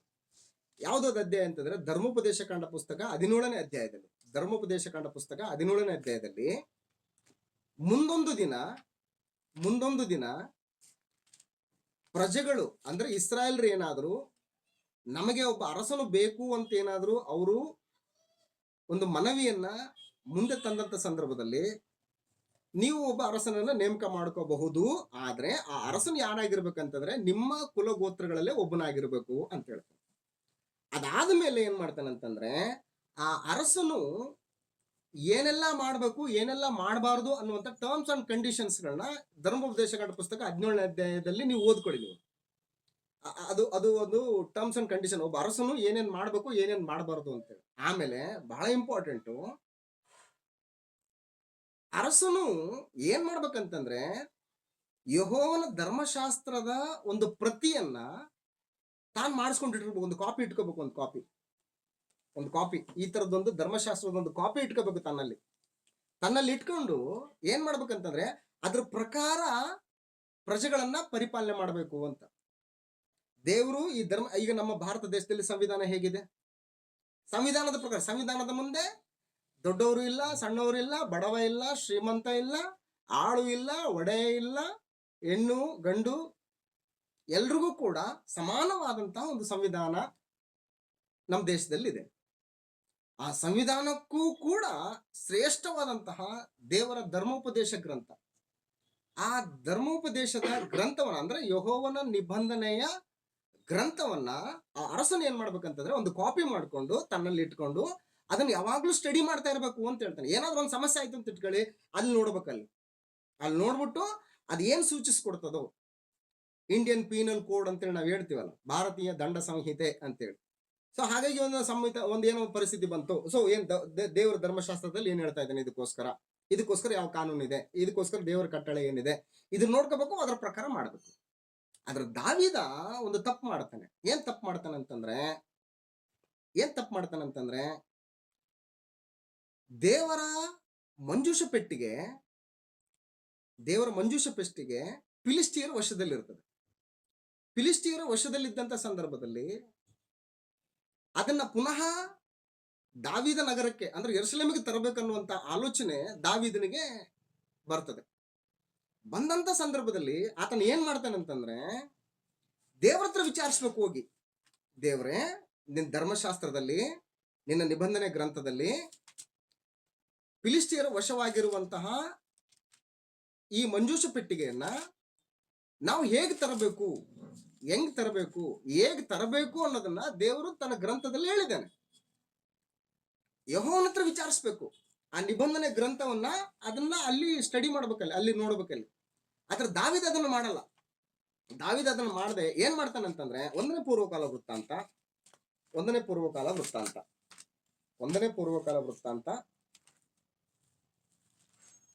ಅಧ್ಯಾಯ, 1ನೇ ಪೂರ್ವಕಾಲ ವೃತ್ತಾಂತ 13ನೇ ಅಧ್ಯಾಯದಲ್ಲಿ ವಿಷಯವನ್ನು ಒಂದ್ಸಾರಿ ಗಮನಿಸೋಣ.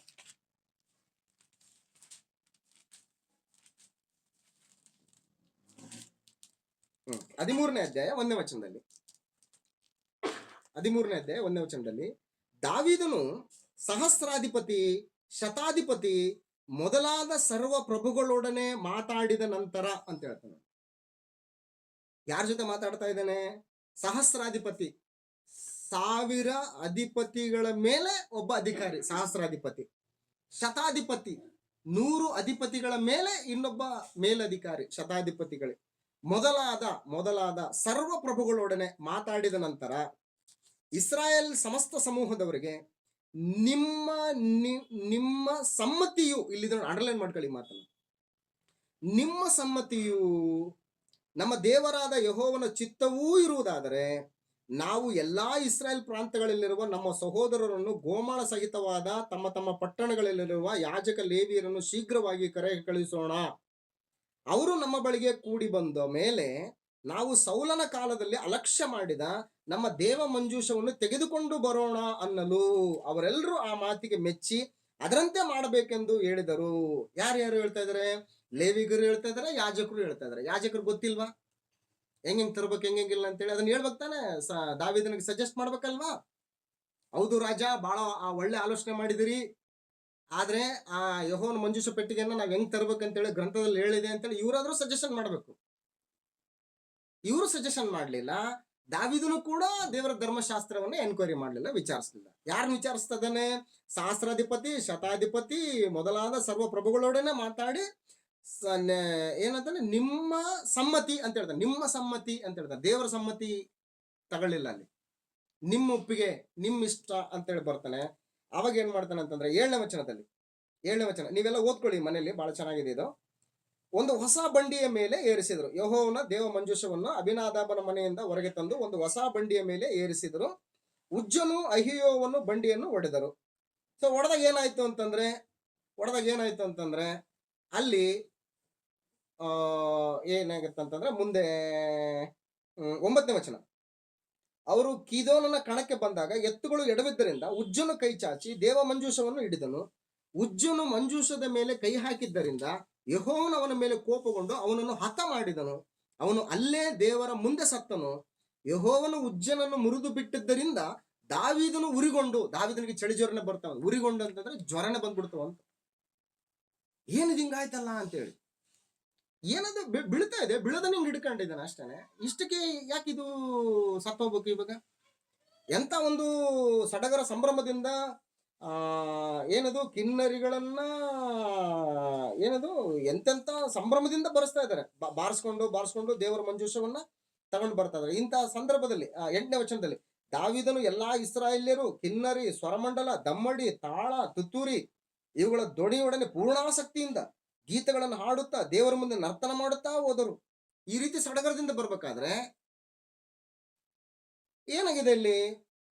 ಕಿದೋನನ ಕಾಣಕ್ಕೆ ಬಂದಾಗ ಎತ್ತುಗಳು ಎಡವಿದ್ದರಿಂದ ದೇವ ಮಂಜೂಷ ಪೆಟ್ಟಿಗೆಗೆ ಬೀಳುವಂತ ಪರಿಸ್ಥಿತಿ ಬಂದಾಗ ಉಜ್ಜನ್ ಹೋಗಿ ಕೈ ಹಿಡಿದು ಹಿಂಗೆ ನಿಲ್ಲಿಸ್ತಾನೆ, ಸತ್ತೋಗ್ಬಿಡ್ತಾನೆ. ಅಲ್ಲಿ ಈ ಘಟನೆ ಏನ್ ಮಾಡ್ತಾ ಇದ್ದಾನೆ? ದಾವೀದನು ಉರಿಗೊಂಡು ಉರಿ ಜ್ವರ ಬಂದ್ಬಿಡ್ತು. ಉರಿಗೊಂಡು ಆ ಸ್ಥಳಕ್ಕೆ ಪೆರಚ್ ಉಜ್ಜ ಅಂತ ಹೇಳ್ಬಿಟ್ಟು ಹೆಸರಿಡ್ತಾ ಇದ್ದಾನೆ. ಪೆರಚ್ ಉಜ್ಜ ಅಂದ್ರೆ ಉಜ್ಜನ ವ್ಯತೆ ಅಂತ ಹೇಳ್ಬಿಟ್ಟು, ಉಜ್ಜನ ವ್ಯತೆ ಅಂತ ಹೇಳಿ. ಯಾಕೆ ಹಿಂಗಾಯ್ತು? ಇದು ಸರಿಯಾದ ಒಂದು ಕೆಲಸನ? ಇದನ್ನ ಯಾರು ಮಾಡಿದ್ದು? ಫಿಲಿಸ್ಟಿಯರ್ ಮಾಡಿದ್ದು. ಫಿಲಿಸ್ಟಿಯರ್ ಮಾಡಿದ್ದು ಈತ ಕಾಪಿ ಮಾಡ್ತಾ ಇದ್ದಾನೆ.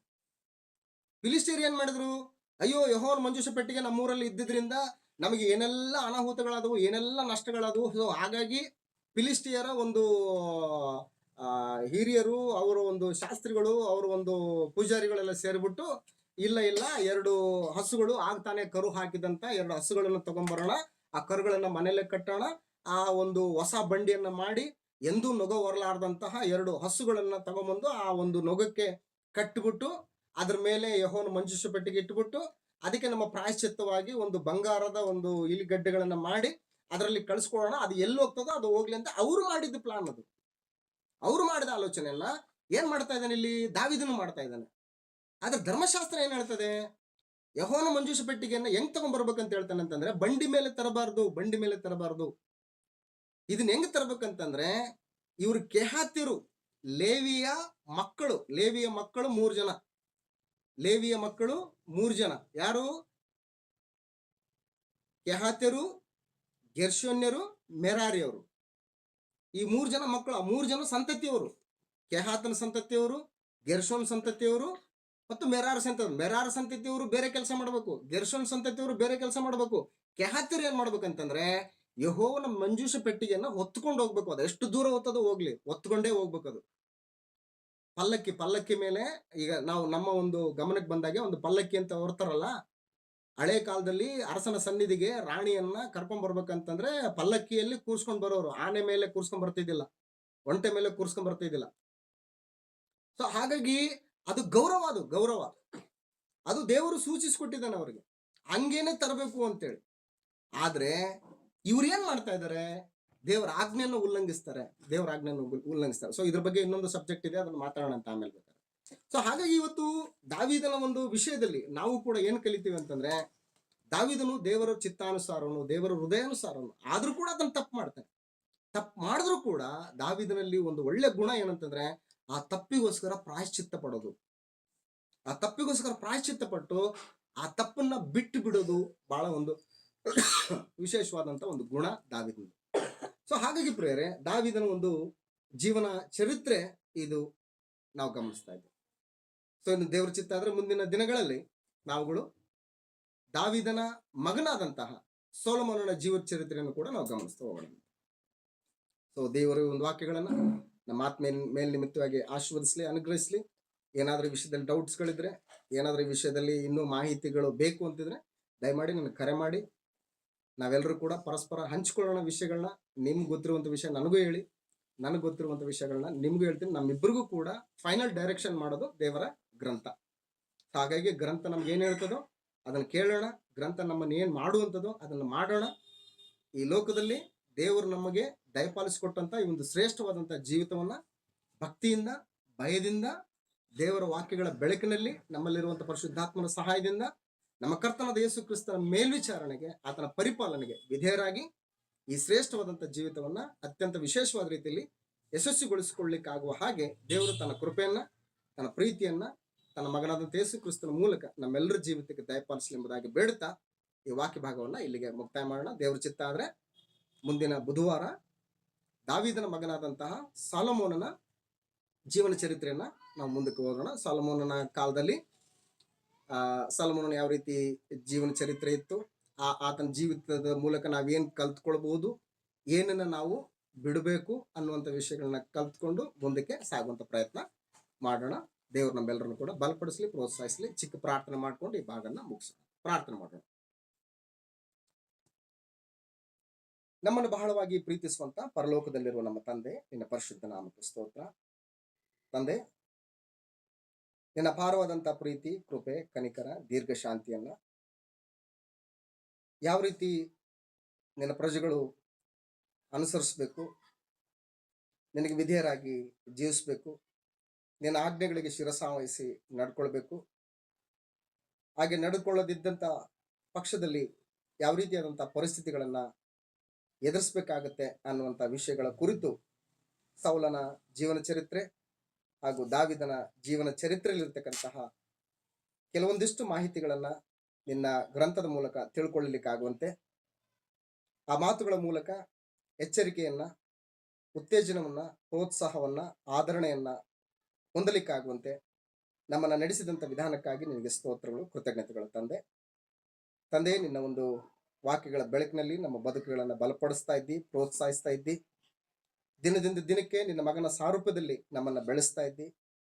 ಈ ಲೋಕದಲ್ಲಿ ನಾವು ಪ್ರವಾಸಿಗಳು, ಪರದೇಶಿಗಳೆಂಬ ಆಲೋಚನೆಯನ್ನ ನಮ್ಮಲ್ಲಿ ಹೆಚ್ಚಿಸುತ್ತಾ ಶಾಶ್ವತವಾಗಿಯೂ ನಿತ್ಯವಾಗಿರುವಂತಹ ಆ ಮಹಾಲೋಕವನ್ನ ಸ್ವತಂತ್ರಿಸಿಕೊಳ್ಳುವಂಥ ದಿಕ್ಕಿನಲ್ಲಿ ನಮ್ಮನ್ನ ನಡೆಸ್ತಾ ಇದ್ದಿ. ನಿನಗೆ ಸ್ತೋತ್ರ, ಕೃತಜ್ಞತೆಗಳು ತಂದೆ.